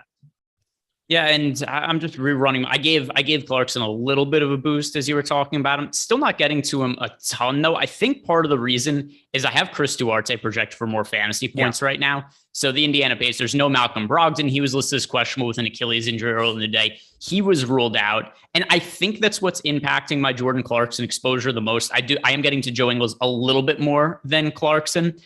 But I think the real main thing here is you could play Duarte at a slightly cheaper salary. Not like I said, I have him projected for a little bit more fantasy points with Malcolm Brogdon out. How do you view Duarte on this slate and maybe him compared to somebody like Clarkson? Yeah, it's strange because, again, we've talked about these guard positions being very, very valuable. And, every position is valuable in NBA DFS these days because you've got value, you've got studs. And, something like yesterday where the puzzle kind of put itself together.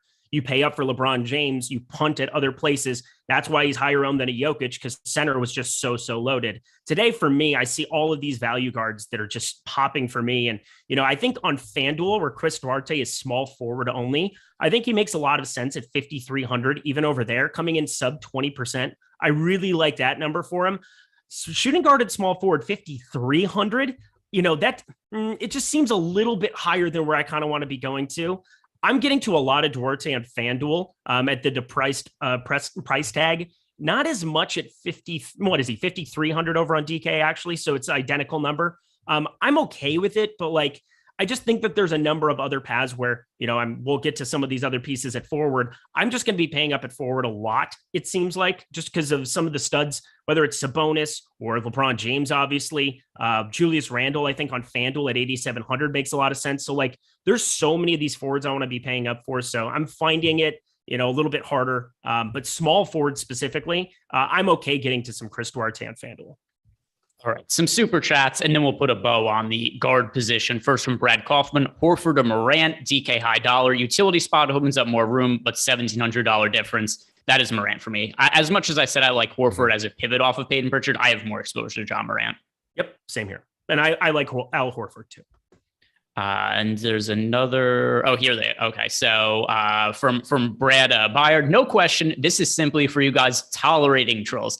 I don't tolerate trolls. I embrace them. I bring them in. I love being trolled. There's nothing more I like than the fact that we could just upset people, which is nonsense. Like I pointed out that Maurice French, who is a guy who played for the Chargers, he's spelled so his guy on the chart. Had you heard of him before the other day? No, there's two F's in his last name, which is so pretty cool. It's spelled French as if there's a stutter in it. Its last name is French, but it's spelled Ffernch. And I think I'm being a good guy. I'm pointing it out on Twitter that hey, this fella may have his last name spelled wrong on his jersey. This could hurt his jersey sales. I'm trying to be nice. I'm trying to do him a favor. And oh my God, his fans who I didn't even know anybody knew this guy existed. They came at me hard. So I'm being bullied. I'm clearly a victim in this entire situation. But anyway, I love the trolls online. You're so good at it. DJ Su Golf, what is your opinions on pivoting from Morant to Booker? I have a very small amount of exposure to Booker. The matchup is clearly great. I'm really concerned about blowout risk in this game. And I know it's something we generally don't put too much stock into, but this is the tail end of a back-to-back for the Oklahoma City Thunder, and Phoenix is a 15-point favorite at home. I think this is a pretty good opportunity for the Suns to ease the minutes of Chris Paul and Devin Booker. So for me, the answer is clearly John Morant over Devin Booker. Based on how you talked about Morant, I assume that is the answer for you as well. But is blowout risk coming into play for you at all in this game? A little bit on FanDuel. It doesn't 7,600 for Devin Booker, but where I'm assuming he's asking this question is DK because he's 400 less than Morant. Come on. John Morant just is by himself. He's going to be creating, doing everything. I mean, Desmond Bane has been the go-to number 2 scorer here in this spot. Not somebody that I'm getting to nearly as much as what I was before, mainly because he's popular now. But Desmond Bane, 25 and 29.6% usage now, the last two. looking at this Memphis side, John Morant is probably going to be assisting on a lot of such buckets for Desmond Bane here. So either way you slice it, for me, Morant's just in the superior spot, whereas Devin Booker, of course, he's kind of the alpha scorer. He's got Chris Paul to deal with. Cal Bridges is out there playing bunches of minutes. There's a lot of like high fantasy point per minute guys like JaVale McGee out there. So yeah, for me, blowout risk is definitely something to think about, but just raw points, give me John Morant every time. Final super chat from Ben Manning. By the way, John Morant has every single super chat today has got John Morant in it. From Ben Manning, John Morant and Desmond Bane, or Trae Young and Malik Monk. I actually do lean towards Trae Young and Malik Monk on that one. I think you might have a different answer than me, though. Yeah, I think I'm going with the first one. I do like John Bane. I mean, two players from the same game doesn't really affect me here. Memphis, LA, you're probably going to have LeBron James in that lineup, I would assume, or something of that nature where you pair them all together. You kind of hope that it just is up and down. You're trying to target a lot of that upside. Not necessary by any means. I mean, Bane has gotten there individually the last two. I'm just kind of, shying away a little bit more than I've normally been. I've been really on Bane the last two slates, talked about him Sunday a lot with Matt LaMarca and thought he was going to take a big step up. It's been nice to see out of him. But now with the inflated tag and he's popular, I think I might be leaning actually Trae Monk on that simply because both of those guys are solid. Whereas like John Morant, I'm absolutely in on Bane. I'm just a little bit shy on now today. And actually, there are more super chats here listed. I just kind of missed them while I was scrolling, but hitting on these as well. From the losers win again, really like the core four of Porzingis, Brunson, Horford, and Pritchard. Pritchard leaving out Young, trying to get to Morant and Levert on DK. Thoughts? Yeah, right, I mean, that's literally what I'm doing in a single entry lineup. Like I've got something similar to it. I've got Porzingis, Horford, Pritchard. I've got no Young, and I've got Morant, and it doesn't have Levert, but it has everybody else you listed. For me, DK, I think Levert's just kind of appropriately priced at this point. He's had some massive games as of late with Brogdon out, but I mean, he's more expensive than John Morant today. It's making it hard for me to get to Levert overall. So thoughts here. I mean, I still really like Trae Young, points per dollar. I really like Morant. I haven't been, this, Eric, I haven't been super, super high on Jalen Brunson to my detriment on some of these slates recently. Any hesitation about Brunson and Porzingis in the same single entry lineup? No, I really don't. I mean, obviously, the only shared statistic you have in basketball is an assist to a bucket. Everything else are rebounds, individualized. Obviously, people are correlated in terms of the game environment, and going up against Sacramento with a 110 total, decent enough game environment here for both of them. But with everybody else depleted here, it's not like Dorian Finney-Smith, Sterling Brown, Dwight Powell, any of these other guys are going to be eating up any of the usage here. It's as good of a spot as you can be running into with Sacramento. If this game shoots out, if you end up getting the pace like it would expect to be, like Vegas expects it to be, those are your two main beneficiaries. So I have no problem putting them in the same lineup. So here's where it really becomes problematic for me is when it's a minutes situation. So something like if you were looking at the Phoenix Suns today and you're trying to figure out the center minutes between Jalen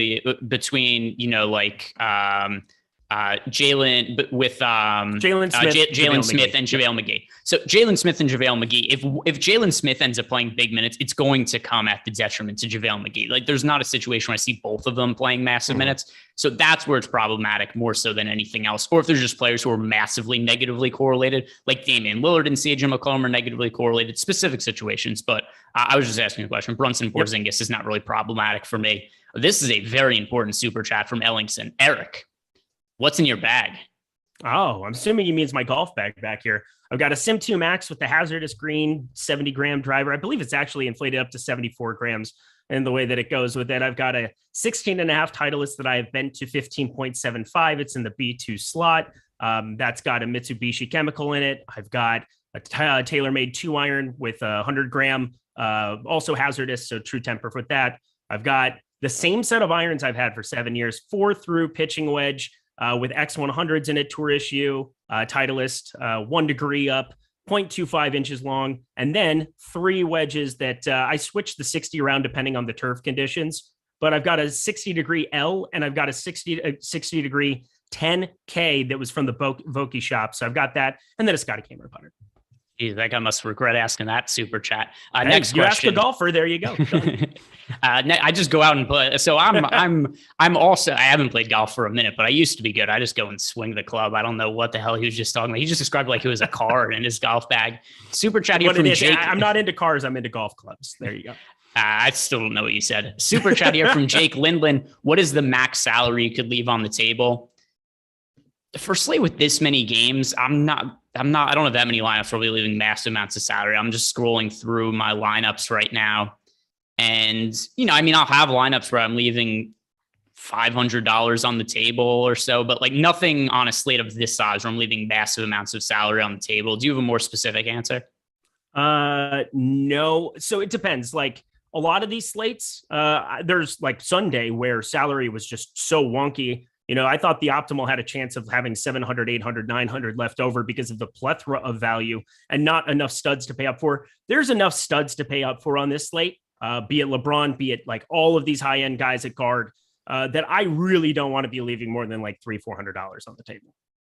Yeah, that's for me. Like I said, I'm just scrolling through my DK lineups right now. The most I've left on the table for today, it looks like, is 500 in the most recent run that I've done. I usually go in and put like a 496 cap, and I'll take a look at kind of adjust it from there. I've got 497 today on DK, and then on FanDuel, I think I left 400 on the table. That's the most I have left on there. And I don't even have any rules set in Fantasy Cruncher. It's just that's just the way the lineups end up shaking out when I run them. Is there just aren't that many on a slate of this size where I have a massive amount of salary left on the table. You shouldn't be using like 70% randomness or something like you might be for NFL. Again, Alex Baker has a ton of videos. If you go to the Awesemo site and you go to learn, and then you go down to the bottom tab and you see Fantasy Cruncher MLB guide or any of these other guides that he has for all these, you can basically go on YouTube and search it and you'll find it as well. But he has so many incredible videos. And even before I was here at Awesemo, I was kind of just copying anything he would have for process on Fantasy Cruncher, kind of adopted my own way of doing it because I can't really sort 1,000 lineups or something while I'm on a show here. So it ends up being a little bit dumbified where I kind of cap it and figure out places to be on guys. But definitely check out those videos. It's as good as it gets. Another super chat here from the unstoppable Milo Nowhere, ! Reddish or Monk on FanDuel, who should be a higher priority? Reddish or Monk, definitely Monk for me on FanDuel. 4,700 as opposed to Reddish. Reddish, I thought had it at 58. Was that what it was for Reddish? It's 54. So here's something. He's better. Reddish on FanDuel is the right answer for me. So here's something else with Red. He has multi-positional eligibility on FanDuel. Yep. So if you're just looking at if you're running a bunch of lineups, I get to more Reddish than Monk anyway, just because you're able to play him at more positions. But then number two, also, if it's just a situation where you're playing one line, if you're trying to figure out which guy to go to, I'm not going to be leaving the salary on the table to get to Monk from Reddish, even though I do like Monk individually as a play. Yeah, I was looking at DK 6,200, Reddish 4K for Monk. They're not remotely the same guy, but on FanDuel, there's not nearly enough price discrepancy. I think I'm going to have a little Monk over there still, but I really like getting to Reddish on FanDuel. So getting back to just the overarching views on the guard position, for me, we've hit on everybody that's going to be really pertinent. Is there anybody we've missed out that's a key part of your builds at the guard position today? Yeah, we got 25 minutes. You got plenty of time here. We talked about Peyton Pritchard here. I talked about a little bit of my stand here. Derek Walton Jr., I don't really know what to do with him. And then I saw the boss man brought him up in chat there, and I kind of got nervous because I don't really have a ton of him. I know he's going to play a bunch of minutes. He played 31 minutes here, assuming he's starting, assuming we're fine to go here. But I just get a little bit nervous with, a guy like Frank Jackson and Hamidou Diallo, guys that can definitely spike a little bit more usage here. And Derek Walton Jr., maybe it's just kind of like seeing his box score, not seeing any shot attempts or any volume. If he didn't get that steal and 2 blocks, you basically were looking at a flat dud. Now he's up to 4K over on FanDuel. Derek Walton also is somebody that is on DK. Looking at his tag, he was cheaper, 3,400. I think 3,400, I'm going to get to a little bit of him there. I've got 14% right now, but what are you doing with him? It's in my player pool, but there's other guys I like more from a value perspective. Let's see, I have a little under 15% Derek Walton right now, which seems about in line with what you have. It's tough with some of these guys who are just historically not good points per minute fantasy producers, but clearly have outstanding situations they're in. And there's just everybody else on these teams is out. So it's where else is the usage and whatever going to? But with that said, he had an 8% usage rate last game. And if you look at him last year, he played 10 minutes per game last year in 26 games. He averaged 5 DraftKings points the year before. Actually, you have to go multiple years back at this point. I didn't realize I'm looking at these numbers for his most recent years. And so the last time he played was actually 2019, 2020. The time he played before that was 2017. I'm looking at points per minute fantasy production from him. So in 2017, he played 9 minutes per game and averaged 6 DraftKings points. The opportunity's there, but once again, sub 10% usage rate last game. He's worth getting into the player pool just because he's cheap and he's going to play a lot of minutes, but he's not anything that I'm like building my lineups around. Jordan Klein, not even on this show. What is he texting us? He's just dropping DMs. Honestly, just hit up my DMs, son. If you're going to send me things. Yes, you're welcome. Brought a little Henley backwards shirt, you know. My Jordan, milkshake brings all the. Please, Jordan, put clothes on. That aside, anything else at the guard position here that we should I think bring that up? adequately covers it. We can move on. All right. Today's show is sponsored by Prize Picks. If you guys are not familiar with Prize Picks, prop-based daily fantasy sports contests, player cards, and also we've got really useful tools over at Awesemo.com that you can use to build some really good-looking player prop cards over on Prize Picks. First, we have our player projections. If you check the FanDuel section, the Prize Pick scoring, same as FanDuel scoring. So you can just compare some of the over-unders on our projections compared to the numbers over on Prize Picks. Eric and I are also going to be talking about Prize Picks for 30 minutes after the slate locks. We react to anything that happens in the games, starting lineup changes, and talking about some Prize Picks.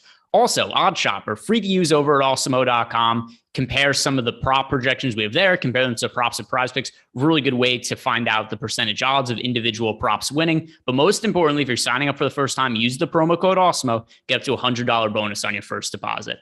Let's head on over to the forward position. And the first thing I want to ask you is, how are you handling LeBron James today? We've got a handful of guys to pay up for today, a whole bunch of value. But where does LeBron fit in the priority list amongst some of the high-end guards we've already talked about?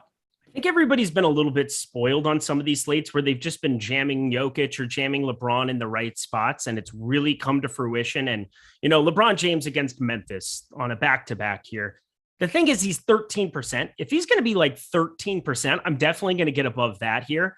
But there's just this weird feeling and this weird suspicion looking over at FanDuel, like LeBron James might just be crazy higher owned than what we're projecting here at the moment, simply because he's really treated everybody well here lately. And, you know, you look at these top end forwards, I'm finding myself landing on more guys like Julius Randle at, what is he, 8,700 over on FanDuel. I mean, that's just like some massive savings to be getting down to, and he's at 11%. There's Domantas Sabonis, who's garnering a ton of attention now here in our last update, but you brought up Al Horford at 20%. There's a lot of these guys where you go into this 7-8K range, and there are just like 45 and 50 point projections all over the place. And so I'm landing there a lot more here, but it's not too hard. If he really does come in 16%, I'm going to be a little bit over that number, but something just makes me feel like he's going to be 25, 30% on both sites.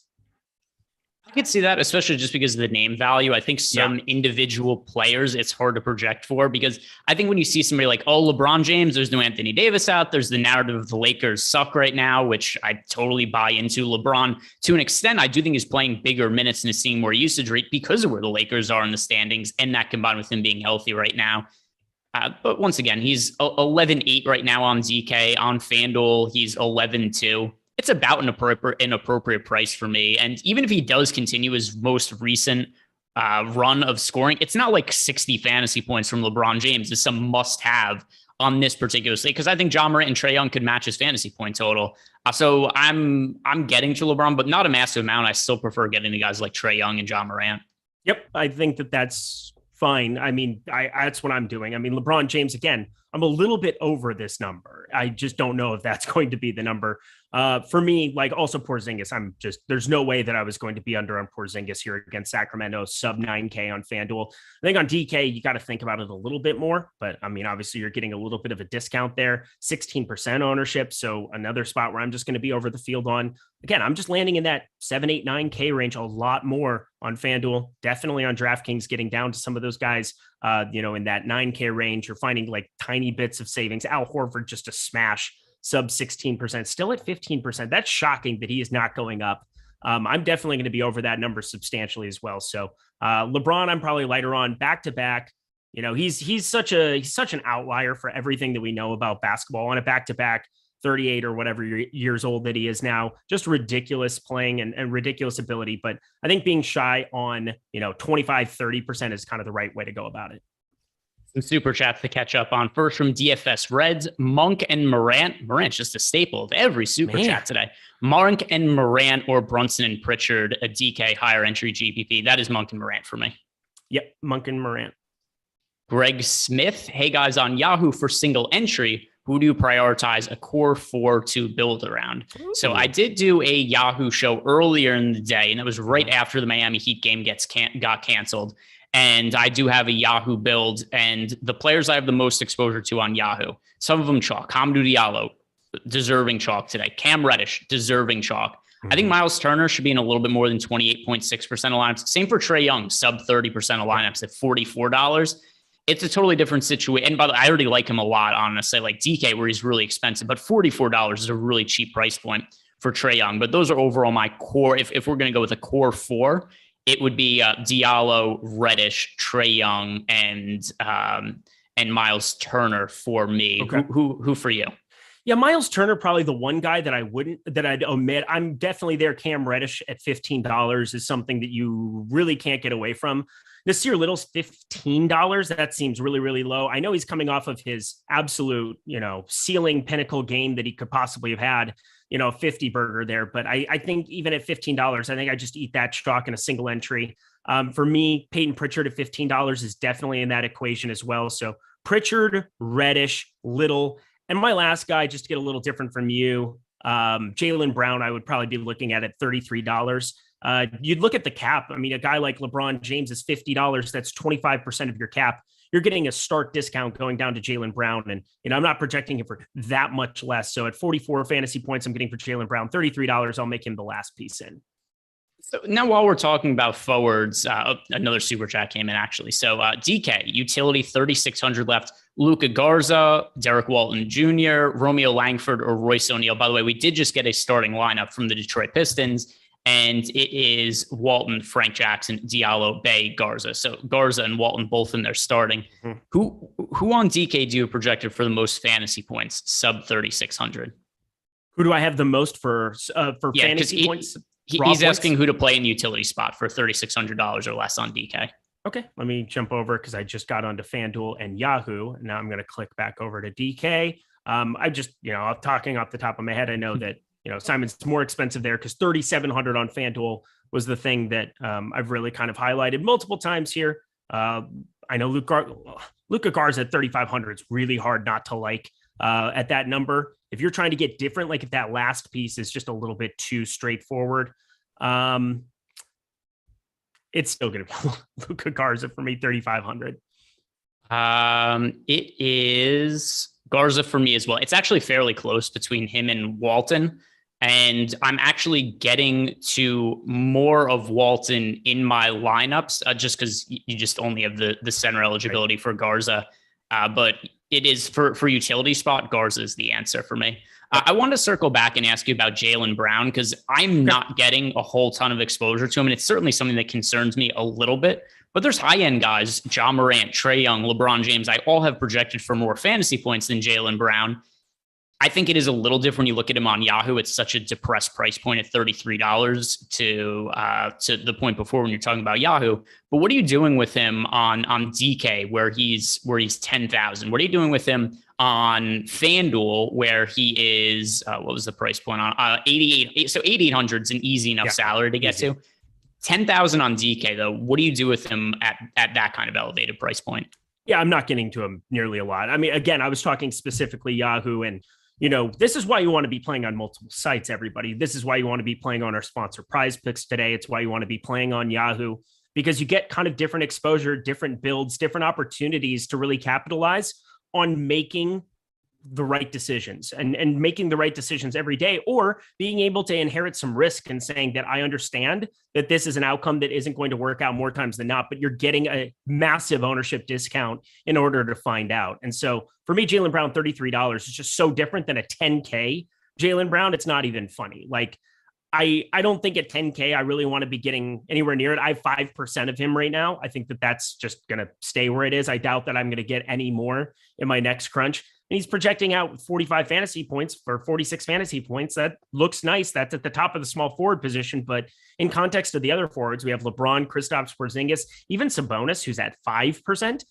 Should he be, I'm guessing he's going to be 1/3 of the rostership on DK, and he's $700 more on a slate where there's tons of value to be had here and there. So like for me, Jaylen Brown 10K, I still think he'll get quite a bit of attention, and therefore at 10K, just kind of hit eject a little bit. So we are running a little bit short on time here. A lot of super chats came and we appreciate all you guys. Do us a favor, also like the video, subscribe to the YouTube channel. Just because lock is in 13 minutes does not mean that Eric and I are going anywhere. We're going to be sticking around for 30 minutes after the slate locks to react to any news that happens. Also talk about some prize picks who are sponsoring the show. A forward that's a really pivotal play for me that we have not yet talked about, Cameron Johnson. There's all the opportunity in the world for him. I thought he's another guy. I kind of put him in the same boat as Malik Monk. Coming into the day, I thought, all right, Malik Monk is going to be stone cold chalk. Cameron Johnson, stone cold chalk. I'm kind of surprised to not see these guys projected for 30, 40% ownership. Is Cameron Johnson somebody you're overweight to today?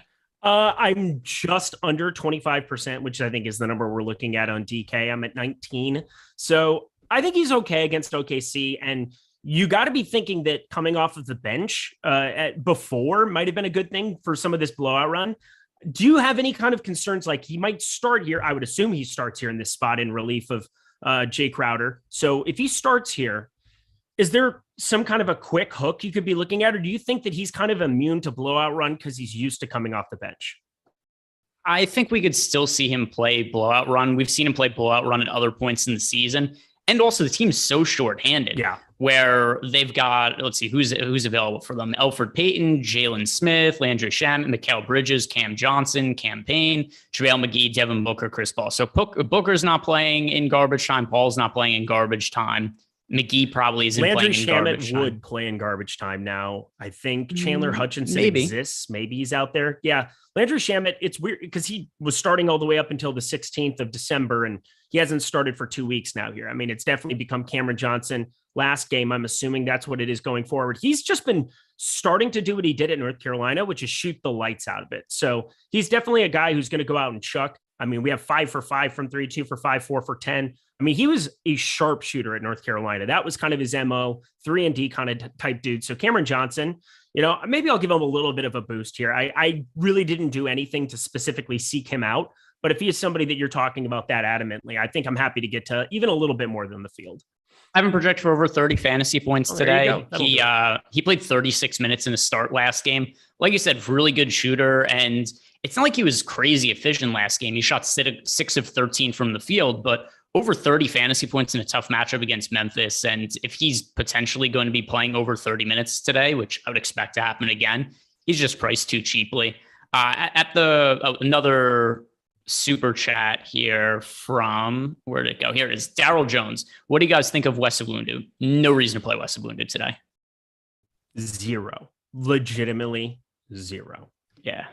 From Animal House, 0.0. That is the amount of exposure that I have to him today. It is 0. I have 0 Wes Iwundu lineups.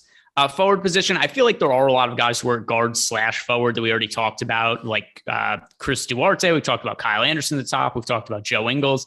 Is there anybody else in the forward position that we should be bringing up today? Saddiq Bey is somebody probably to talk about a little bit. There's just all the opportunity in the world for him to go out and shoot it. He's 7,900 on DK.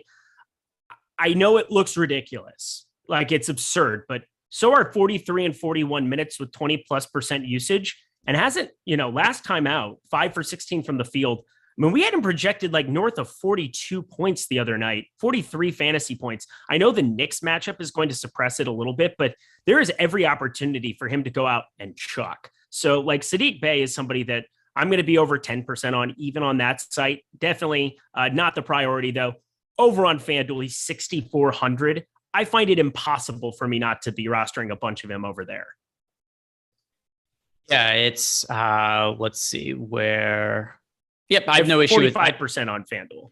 Yeah, it's a big number, but I don't have an issue with it either. Just when you consider the the salary and the opportunity there, I've no issue. I have no issue with that whatsoever. Another super chat here from Brett Kaufman. I keep thinking we're going to move on, then we keep getting the super chats. Appreciate you guys so much.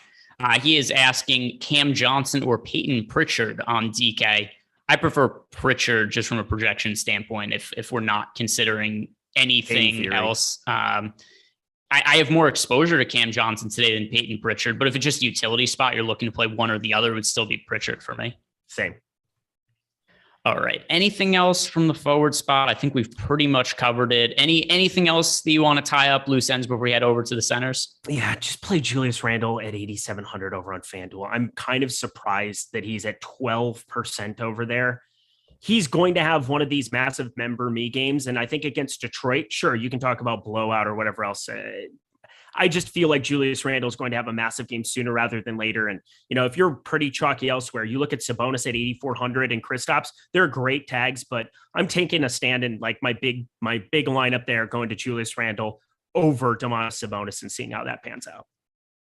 Center time. And once again, a lot of the guys that are important to me at the center position, we've talked about already. Miles Turner, we talked about him in the Yahoo question before. No Malcolm Brogdon in the lab. That means extra usage going to Miles Turner. I like getting to him today. Talked about Luka Garza a little bit.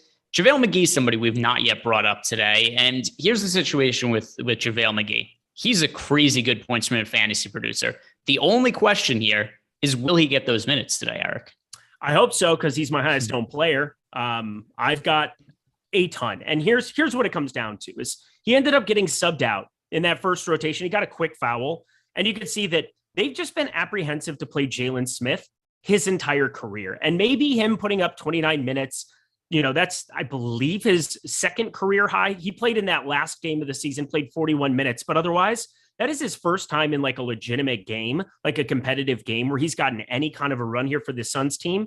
Maybe he has one good game here and maybe they try to get him going, but like they declined his third year option as a rookie, which is so rare for any kind of a first round player. And so Jalen Smith, I just don't see playing over 21 minutes unless something happens where McGee gets the quick foul trouble again. I haven't projected for 28 minutes, which makes him pop like crazy. I have 28 and 20 as the minutes for the center position. We have at Awesemo right now 24 and a half and 23 and a half here for Jalen Smith. Like Jalen Smith played the lion's share of the minutes because of immense foul trouble. McGee fouled out in that spot. Like if you put 28 minutes for him, you're going to get him in damn near every lineup, which is what I've got going for him right now. I think he's the most undervalued play on the entire slate. 5,100. I'm just lock and loading him on DK.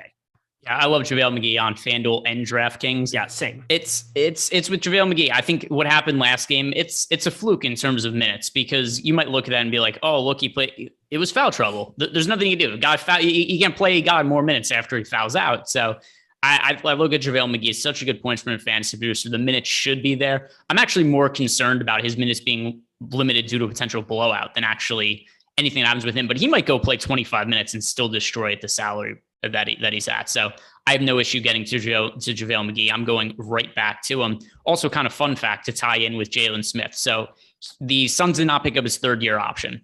Off the top of my head, I think this is correct, but somebody could fact check me and say that it's not.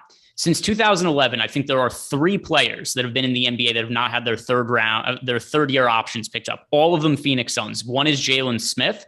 One is Kendall Marshall, also from the Suns. The third, also a Sun, Earl Clark, which is a fun tie-in to today's slate, because the Heat did sign Earl Clark to a contract. He's not played in the NBA since 2015 when the Suns did not pick up his option. So Earl Clark, trivia with Greg Ehrenberg. I love it. There we go. A little bit of tie-in with all those guys here. Super chat from JR. Pritchard or Bay for FanDuel last man in cash? Last man in cash, you're playing Pritchard. Like don't confuse it, but you should be playing both of them in cash on FanDuel. Yeah, actually, Bay is a higher. Well, also, I don't really understand how are you comparing. 6,200. Sorry. But I'm confused from Mile. But I'm confused anyway because it's a FanDuel question. Yeah, different positions, and they're different positions, so I don't really understand where you're. I mean, he must have 6,200. Maybe he's like got a 2v2 or something that he's considering, and he needs to know which one of those two, because it's like a more important piece. Maybe they're closer projected. But if you're talking about one on FanDuel, Sadiq Bey, done. End of story. Yeah, it's Sadiq Bey for me. Cheyenne DeWald on FanDuel, only need one. Bagley, Garza, Roby, or Ibaka. That is Garza for me. I liked Roby earlier in the day, but then we had Derek Favors test back into the game after he was ruled out earlier. One thing that's become really confusing about this is we're used to getting late scratches for NBA. Now we got late added to the lineup players, which is kind of uncharted territory. But that made me like Isaiah Roby less. It is Garza for me. Eric, Bagley, Garza, Roby, Ibaka. Who's your answer? Bagley, Garza, Roby, Ibaka. Definitely not the last two. So give me that second one for sure. Or the first one. I mean, the first section. No. It's Garza. Just Garza. Yeah. Garza. It was just asking for one guy. Yeah, and that's what it is. So I was just finishing this up, obviously. All right. I'm fairly sure that we're all caught up on super chats now. Just going back to the center position, I do think we've talked about everybody that's important to me over the course of this show. The centers I'm most exposed to today: Miles Turner, Al Horford, Luka Garza, JaVale McGee. Is there anybody else that should be added to that mix in your opinion? Steven Adams on FanDuel is 4,800. And Steven Adams, these assist rates, I don't know what's going on here the last two games, but in the absence of all these other pieces, he's just kind of getting involved offensively in a way that I didn't really expect. 4,800 is a low number. I am kind of bummed out to see he's like 11% there, but I'm still happy to be getting some shares of him over there. You don't really need to be thinking about it too much on DK. We've touched a lot of these other guys. I mean, you can obviously play the Porzingis, Randall, Sabonis over on FanDuel, and I'm finding ways to do that. What are you doing with Vooch coming off of two just absolutely massive? Well, sorry, not that. Yeah, Vooch. That's Vooch. Exactly what I wanted to know. What are you doing with Vooch? Same matchup, same spot here. Capella's another guy that I thought would be getting even more attention. Sorry, but just real quick. The answer to JR Super Chat, no. Do you like Mays off the bench for the Hawks and for cash and FanDuel? Absolutely not. Nope. I didn't like Skylar Mays when he was in better situations in previous games, so I definitely don't like him now. But getting back to the Vooch question, not really for me today. There's other players I prefer to spend up at, and there's so much value I like at the center position. So there's nobody I'm getting to at a really high amount that's priced above Miles Turner.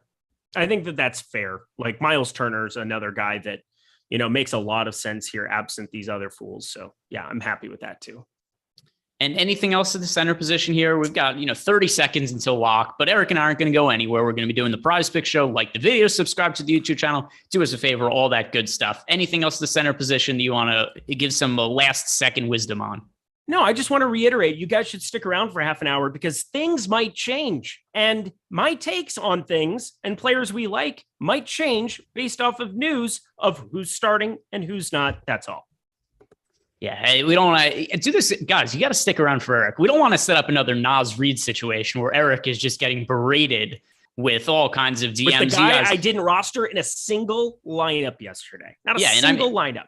But if for whatever reason you guys did play Nas Reed on DraftKings or FanDuel yesterday, you should be following at Eric Lindquist on Twitter and letting him know about it, because that is something that he would like to hear. And to answer Carlos's question, no, I have not yet called my grandma back. He was watching the show earlier. Oh, grandma! What happened with grandma? She called during a show and I was busy. And Greg, I have a feeling you're close with your grandma.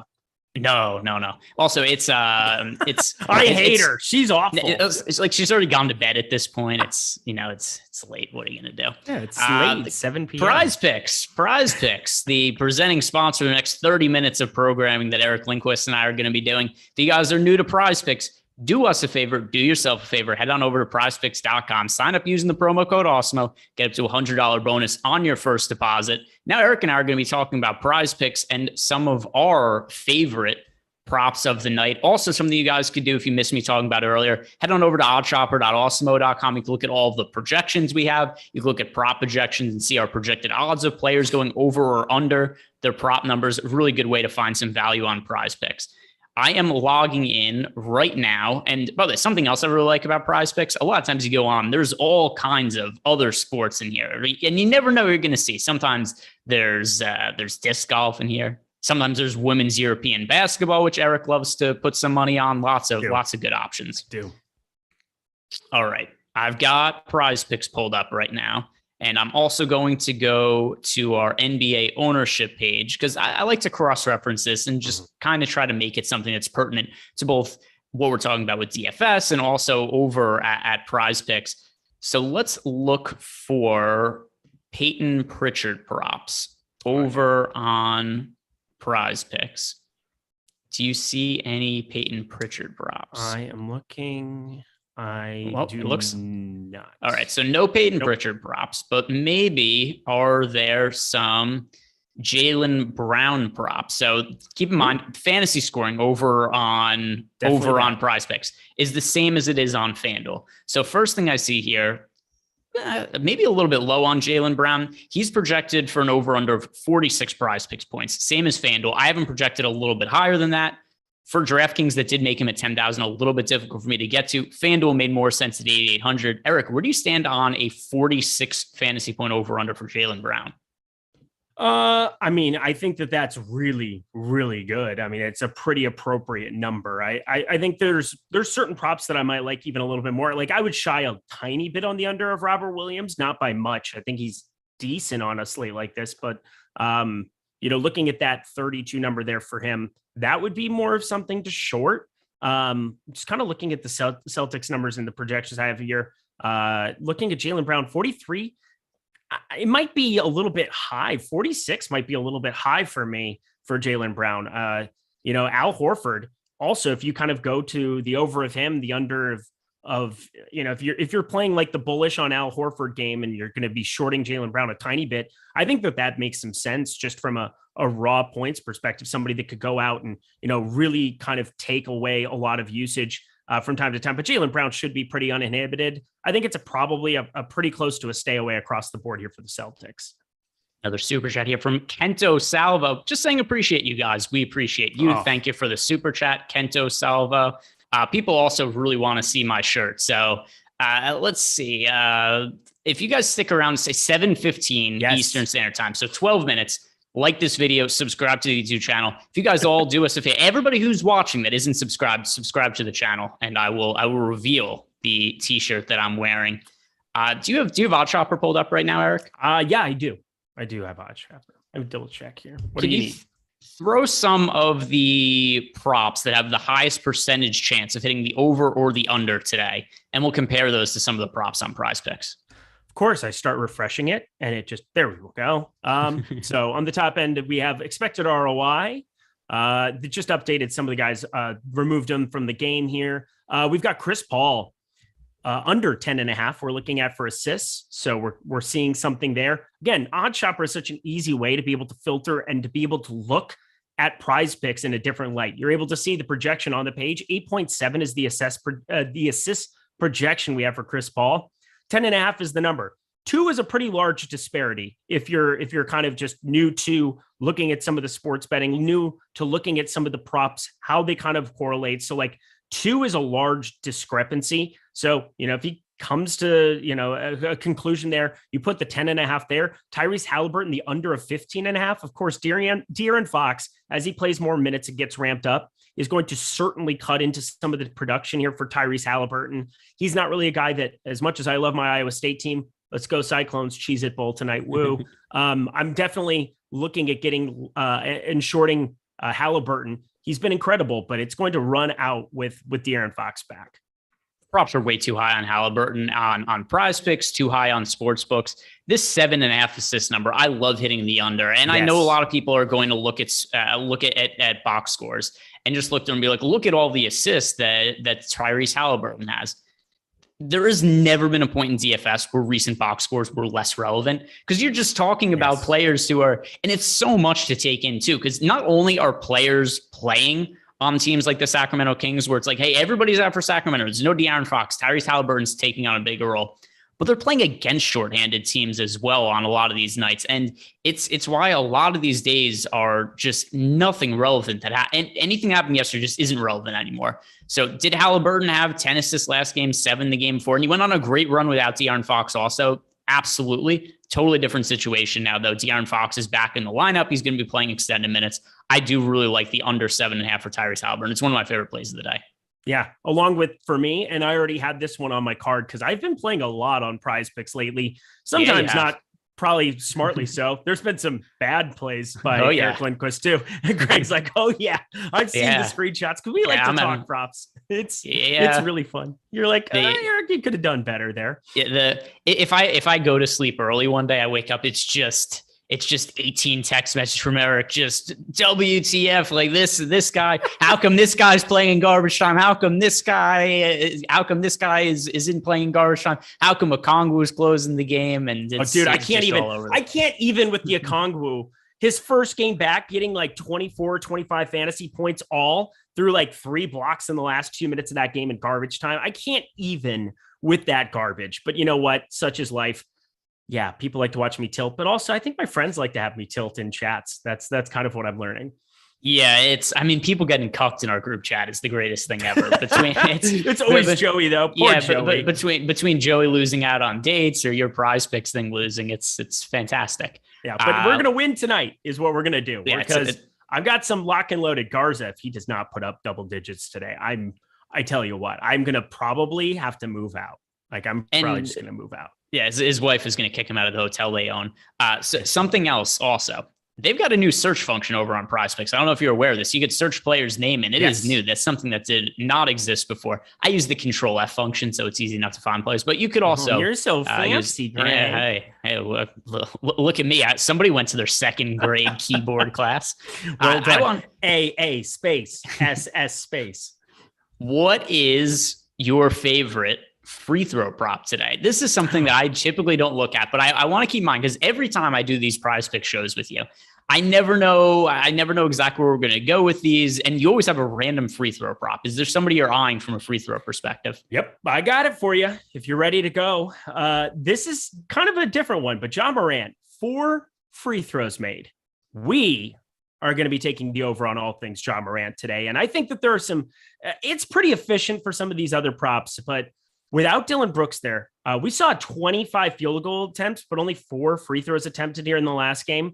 That number is going to go up in some of these competitive games, some of these spots. And I just think going up against this Lakers team, it's going to be up and down. Ja Morant, he's been shooting the ball more efficiently from 3, but he really doesn't attempt a lot from there. He is getting to the hole quite a bit here. Ja Morant, 4 feels like a low number there. I'm looking at possibly playing it over on that. I know Buddy Hield. Sometimes you just gravitate towards some of these really low numbers, but Buddy Hield is basically just like a high school basketball player who doesn't want to get physical at all. He literally just sits around the 3-point line the entire game. So if he gets fouled one time when he's shooting a 3, so be it. But with the new foul rules, it's so hard for that to happen unless somebody's just blatantly hitting your hand. So Buddy Hield 1.5 seems low, but I'm probably staying away from that. Overall, this is not my favorite batch of free throws made props, so I'm kind of creating one with Ja Morant, but even so, like I think it's more of a stay away for this slate. 3-pointers made though. What do you think about Eric Bledsoe over on 1.5? He is your boy.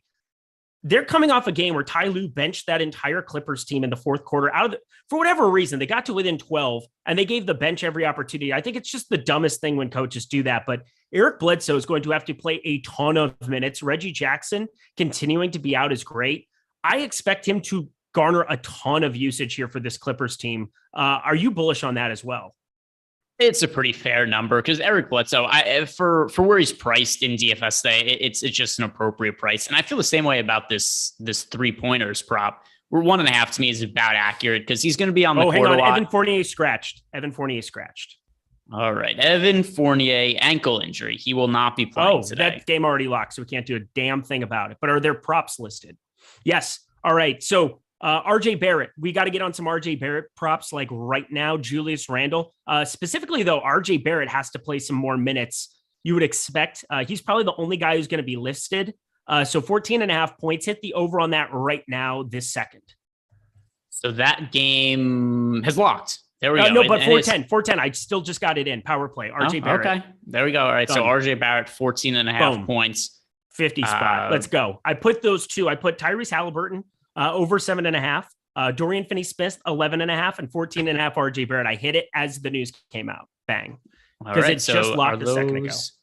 Yeah, so those are off the board. Yeah, nothing we can really do about that from a DFS. Not that we're playing Evan Fournier anyway. Mm-hmm. I have 0 Evan Fournier lineups. Did you see? It looks like so Alec Burks is starting, I assume. That would be a really wonky thing to just have in your lineup, coming off of him being like, what, 7,200 is his tag. You know how many minutes he's played the last 2 games, Greg? I could look it up and tell you, but no, I don't know. 17 and 16. Like, legitimately, he's 7,200 having played an average of 16 and a half minutes the last 2 games. So if somebody wins with Alec Burks in your lineup, I mean, I really don't know what to tell you. That would be one of the more absurd happenings of NBA DFS ever. Let's see if I could find the new Knicks starting lineup. Grimes started for him. Alec Burks is, according to Knicks PR. Somebody just said Grimes. Everybody's saying Grimes in the chat. Knicks PR tweeted Evan Fournier sore right ankle is out. Alec Burks will start. All right. Well, I'm trusting you then because YouTube chat. Come on, YouTube. Oh, chat. Are they both starting? What? I'm confused. So the starting lineup the Knicks submitted to the NBA has Quentin Grimes starting, but Knicks PR tweeted that Alec Burks is starting. We've got a mystery on our hands. I am pulling up this game on NBA. Let's go. All right. So by the way, so the Knicks tweeted that Alec Burks will start and then Alec Burks did not start. Oh, God, Iowa State. Are you seriously going to give up something here at the end of this half? It's 6-3. That's true. If you guys go to @Knicks_PR, the Knicks official Twitter account, they said Alec Burks is starting, but like most basketball teams, Grimes is on the floor. I'm looking. Dirty, filthy liars. Those New York dirty, filthy liars. Hey, guess what? Sadiq Bey missed both shots already in the first minute of this game. He's going to shoot the ball many, many times. I'm greatly excited. All right, so Grimes it is, Alec Burks, those lying Knicks. Let's go back to Prize Picks. By the way, guys, if you missed it at the top, you could sign up for Prize Picks using the promo code Awesemo, get up to $100 bonus on your first deposit. What are some of the other props that rate out really well for us over on OddsShopper? Let me see here. Peyton Pritchard props just got added. Oh, did they? Yep, it's almost like they're watching the show. That would be fantastic if we have like enough influence to like get some listed Peyton Pritchard props. Want to go through them? Yes, I'll list them off for you. We'll roll reverse this one because this is roll reversal Wednesday. You've been so kind as to give me a reprieve here. Peyton Pritchard, 15.5 points, rebounds, 4.5 rebounds for him, 6 assists, and that is going to be all. What are you looking at doing with those, Greg? Anything?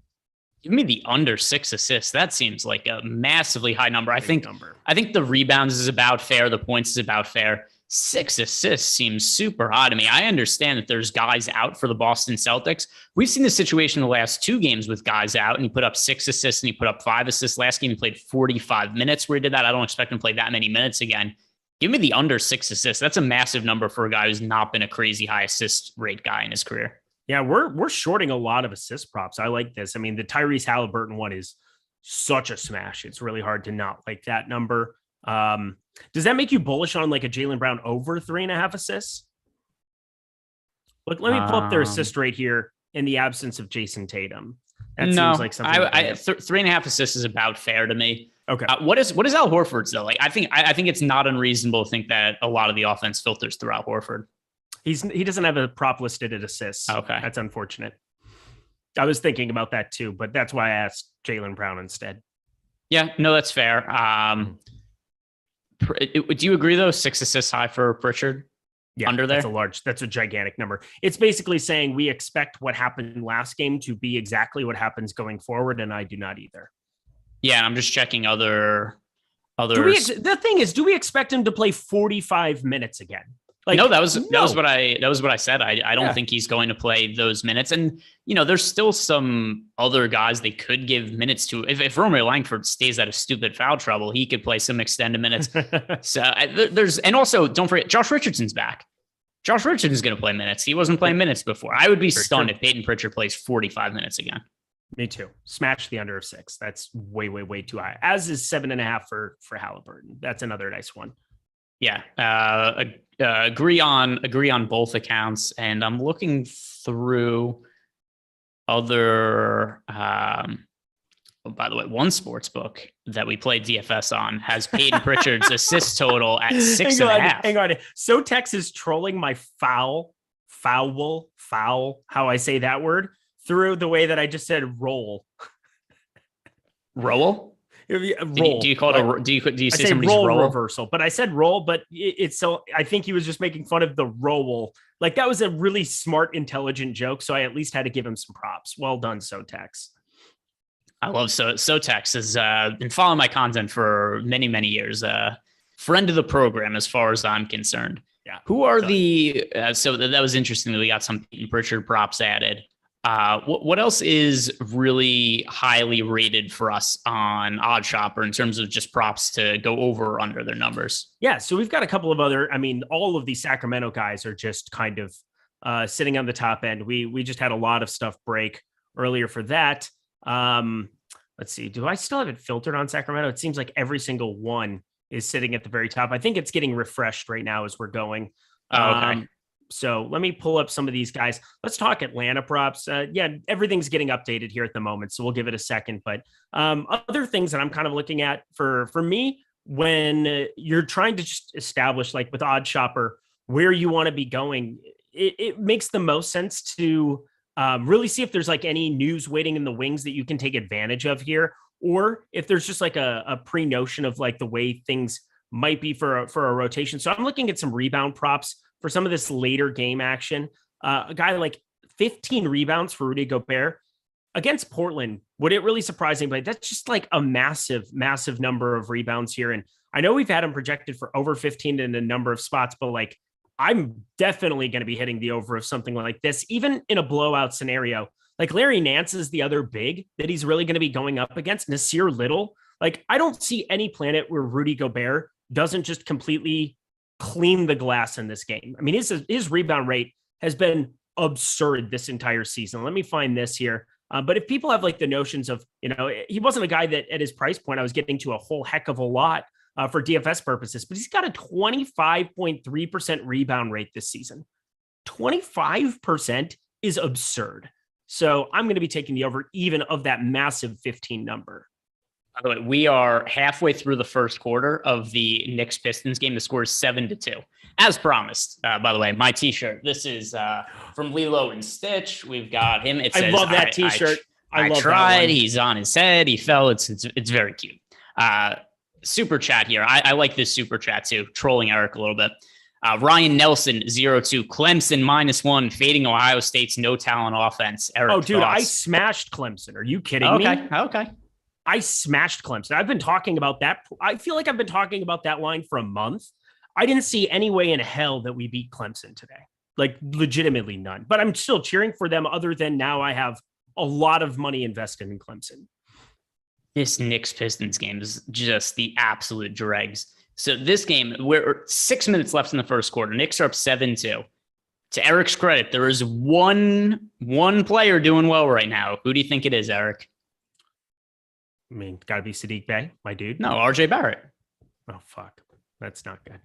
No, that's good. Well, I mean, it's good for my prop, but I don't have any RJ Barrett in DFS. And, yes, my $5 and $15 and $25, and I have another prize pick that is unspoken, but I have a lot of these that I was just trying to jam at the very end. So, yes, I will take advantage of that one. I'm assuming that's why it probably got in, is that I just put like a low number to try to get something in to see if it would go right away, and it did. So thank you, prize picks, for that. But I like how the Pistons have scored 2 points through 6 minutes, and you're like, I guess Sadiq Bey is the player who's playing well in this game with the Pistons. Dude, I don't know. Okay, I didn't know who was up what. I don't have the game up.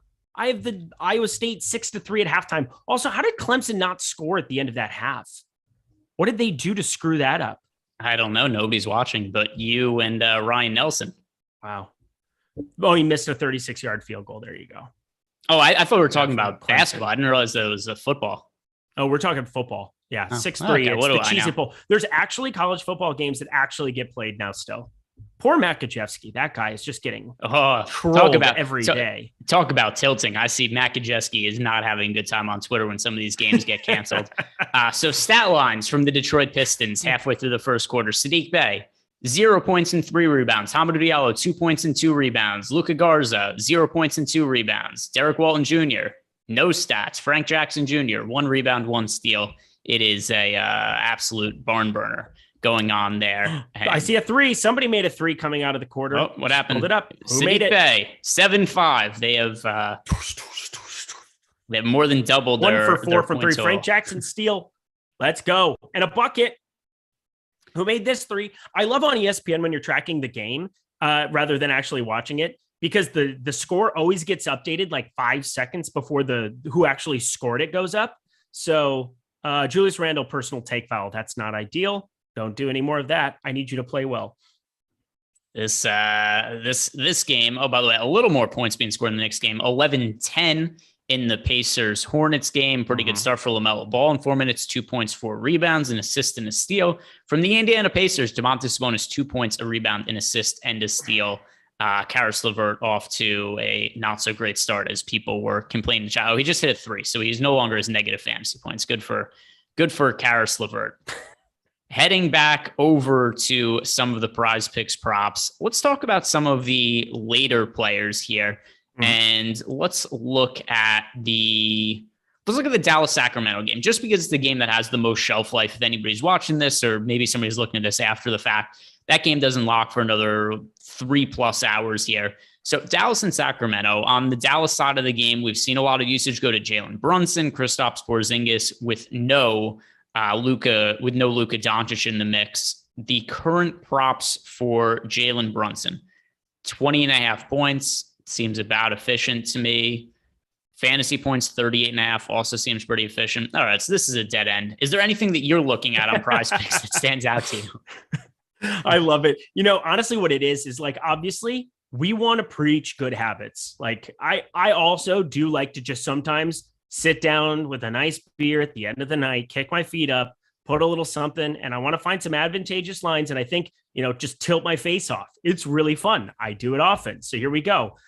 I really do like looking at this Sacramento game and this Dallas game for second half. And of course, these lines are not posted yet. But if you are watching, by the way, Derek Walton from 25 feet, Pistons now up 13-7, because of course there are. I mean, Quentin Grimes, 0 for 4 from the field, 0 for 4 from 3. Dude's just broke out of his mind. Alec Burks might actually end up getting there anyway. But here we go. I like these second half lines. And we talked about this last week on Wednesday's show. I want to talk about it again because it just makes a lot of sense. When you can see kind of the game script, when you can see foul trouble, when you can kind of adjust to things, Prize Picks doesn't always take it into consideration. They generally have a decent line or a decent idea for some of this stuff. But I'm telling you right now, you will see some drastic line movements on certain things, like 2-3 points that you will not see before a game. Like Kristaps Porzingis, if his point total changed 0.5, I would be shocked. There are legitimately like 2.5 point swings that you'll see on these second half lines. And I know because I pull them up frequently now, I definitely think that there's something to it if you can capture which side you should really be on for some of these guys. But I've been paying attention a lot to game flow. I shorted a bunch of Clippers the other night when they were getting pounded by Brooklyn, and that ended up working out really nicely. They're not going to have every player listed. They're not going to have like a Brandon Boston, God rest his soul. He's in health and safety protocols now too, but you're going to see guys like Buddy Hield, Harrison Barnes, De'Aaron Fox, Tyrese Halliburton. You're going to have some pretty decent number of pieces to be able to short or be bullish on based on how that game is going, based on some minutes, based on fouls, based on a lot of stuff. Because I think that's the small edge where Prize Picks maybe isn't factoring it in as much as they should be. I want to ask you about the second half props, because it was something you brought up on the last show that we did. And I'm wondering, how much would you look at a game like Knicks Pistons, which is 13-7 with 3 minutes left in the first quarter? The action is not invigorating. It's not hot and heavy here. There's probably fans sleeping in the seats there. How much would you look at a game like this, and how would that impact how you view some of the second half props in a game that just has no pace to it? Well, it depends. Like, I think it might be something where the numbers end up coming out as though this game is flying up and down, or as if it's like a standardized version of this game. And you might be able to short some players in that regard. Also, I think a lot of people would argue that, you don't have somebody out there like Evan Fournier.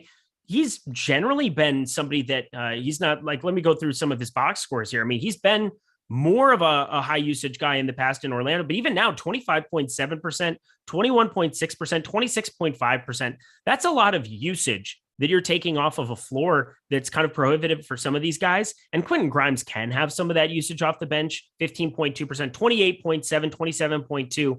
But overall, he's going to be a lower usage, less involved guy than the likes of in Evan Fournier, I think, over a longer sample size. He's 0 for 4 here from the early going, so he is willing to go out and chuck, but he just got the quick hook here. You could be looking at Randall and Barrett being guys you want to get to right away again in the second half, especially if they're down to a 5-27 Pistons team. Yeah, this game right now, it's 9 to 13. It's just not very much happening. Charlotte is just piss pounding Indiana too. That game is flying. There's 5:23 left. Charlotte. We just have to be looking at Charlotte. It's just crazy. Terry Rozier, how about him? 13-1 to start off that game. He's in my main lineup on FanDuel, so that makes me happy. Ooh, but LaMelo Ball, Mr. Fancy 16.5. Yeah, 6,400 though. He was just a different play. Again, you can't talk about absolutely everybody. I could just list off my lineups if you want me to on stream or do whatever. I think somebody somewhere wants that, but Terry Rozier's in it. Hamidou Diallo's in it. Miles Turner's in it. So I got 3 pieces of the early game going in it. I've got a lot of time here left, but I put that in the 44. I didn't have the balls to put it in the 4-4-4 today. I always get nervous about playing one lineup and factoring that in when we're on a stream. And I know most people are playing MME and stuff, but I'm definitely up more on FanDuel. So I wanted, with the tax money, with the tax man coming here in 2 days, I want to be playing more on FanDuel at the moment. Yeah. And there's whatever. I'll tell you some things after, but so okay, also, cool. so don't put it on the internet. No. So what I'm confused by I guess there just aren't a lot of possessions in the Pistons Knicks game. Given that the score is so low, you would just think that there's a lot of rebounds to go around to Knicks guys. But they have 10 rebounds. So it's not even like there's that many missed shots here. It's just nothing is happening. These guys and I don't have the game up on my second screen here, so I don't know. 8-3-1. He's just going bazooka nuts now. Check Diallo in for Garza. So Garza just played 10 minutes consecutively and did nothing. Well, he got 4 rebounds and an assist. Actually, that's better than I expected because I just saw that he only shot the ball 1 time. No, he shot the ball 4 times. He's 0 for 4 from the field. Oopsie. RJ Barrett halfway to his points prop on Prize Picks where he's 7 points, 3 rebounds, and assists. You're getting it. Look at Eric glowing. I said that I actually saw his eyes twinkle and light up. Hang on. I learned from you. You taught me how to do this stuff. Plus, nobody loves his Prize Picks. I was able to get like $40 total invested into such things. It's going to be okay. I had to pair it with stuff very, very quickly. So whatever. Yeah, watch the Barrett hit, and then just all the other things you paired him with not hit. But there were some really good Luka ones. Garza, 9.5 points. Tyrese Halliburton. Did you see the over/under fantasy points for Tyrese Halliburton on Prize Picks? Is it just gigantic? Do we want to go to that as opposed to the 7.5 assists that we're shorting? Well, it's just yes to all of them. But Halliburton, let me see if I could. Holy God, 40.5. Yeah, it's a very, very large jump. That's I don't even know egregious. Let me look at I don't even know if I had him projected for 30 today. Oh, I have him projected for 30. I have him for 32. Let's see. All right, so I'm a little bit over 30. That's a massively dumb number, though. Time to hit the deposit button, boys and girls. Let's go. Yeah, definitely. Yeah, under on Tyrese Halliburton. Actually, all right. This is where we're going to close with. What is your favorite Tyrese Halliburton prop to hit the under? I like the unders on all of them. The fantasy points under seems like the best one to me, though. Yeah, I'm thinking it probably is now, too. 7.5. I wish I had seen that earlier. I would have paired that one instead of everything else with RJ Barrett. And, I shorted Peyton Pritchard here, too. We are shorting some massive chalk. He's not going to be that chalky on FanDuel still. But people have been rostering Tyrese Halliburton a lot more than I think I would expect them to with Fox back. We have him projected for 0.2% at 8,100. I guarantee you he is higher than 0.1%. That's a hot take or anything. I bet he's 8% still. People love rostering this dude. And again, I feel pretty smart. You watched him at Iowa State. Our team before he got hurt was really, really good. Our team after he got hurt was really, really bad. And they were just 2 completely different basketball teams. The guy's special, but is he special enough to put up 40 plus with De'Aaron Fox there? Absolutely not. So I was going to say that we're going to finish with this, but here's what we're actually going to finish with. Somebody asked us a Prize Picks question in the chat. Paul Kang asked JaVale McGee 11.5 boards under. I actually have him over that number, but not by enough that I would want to take action on it. But I do slightly prefer the over for JaVale McGee's rebounds. Do you have a lean on that? Yeah, and I knew the Lakers were going to do this. They're starting Dwight Howard tonight. They're just absolutely the worst. I mean, they had to with Steven Adams. I assumed that was going to be the path that they took, but I didn't want to consider Dwight Howard on this slate, but something to just a little parting gift for us. No Stanley Johnson because Stanley Johnson is dust. But yes, 11.5, that's too efficient. Don't bet.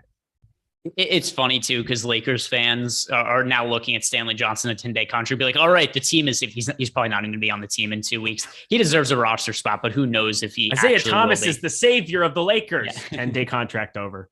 Yeah. So, all right, guys, that is going to do it for us. Thank you very much for watching. If you're still sticking around and haven't done it yet, like the video, subscribe to the YouTube channel. Most importantly, good luck and have a good night. Kyle Anderson starting. Cool.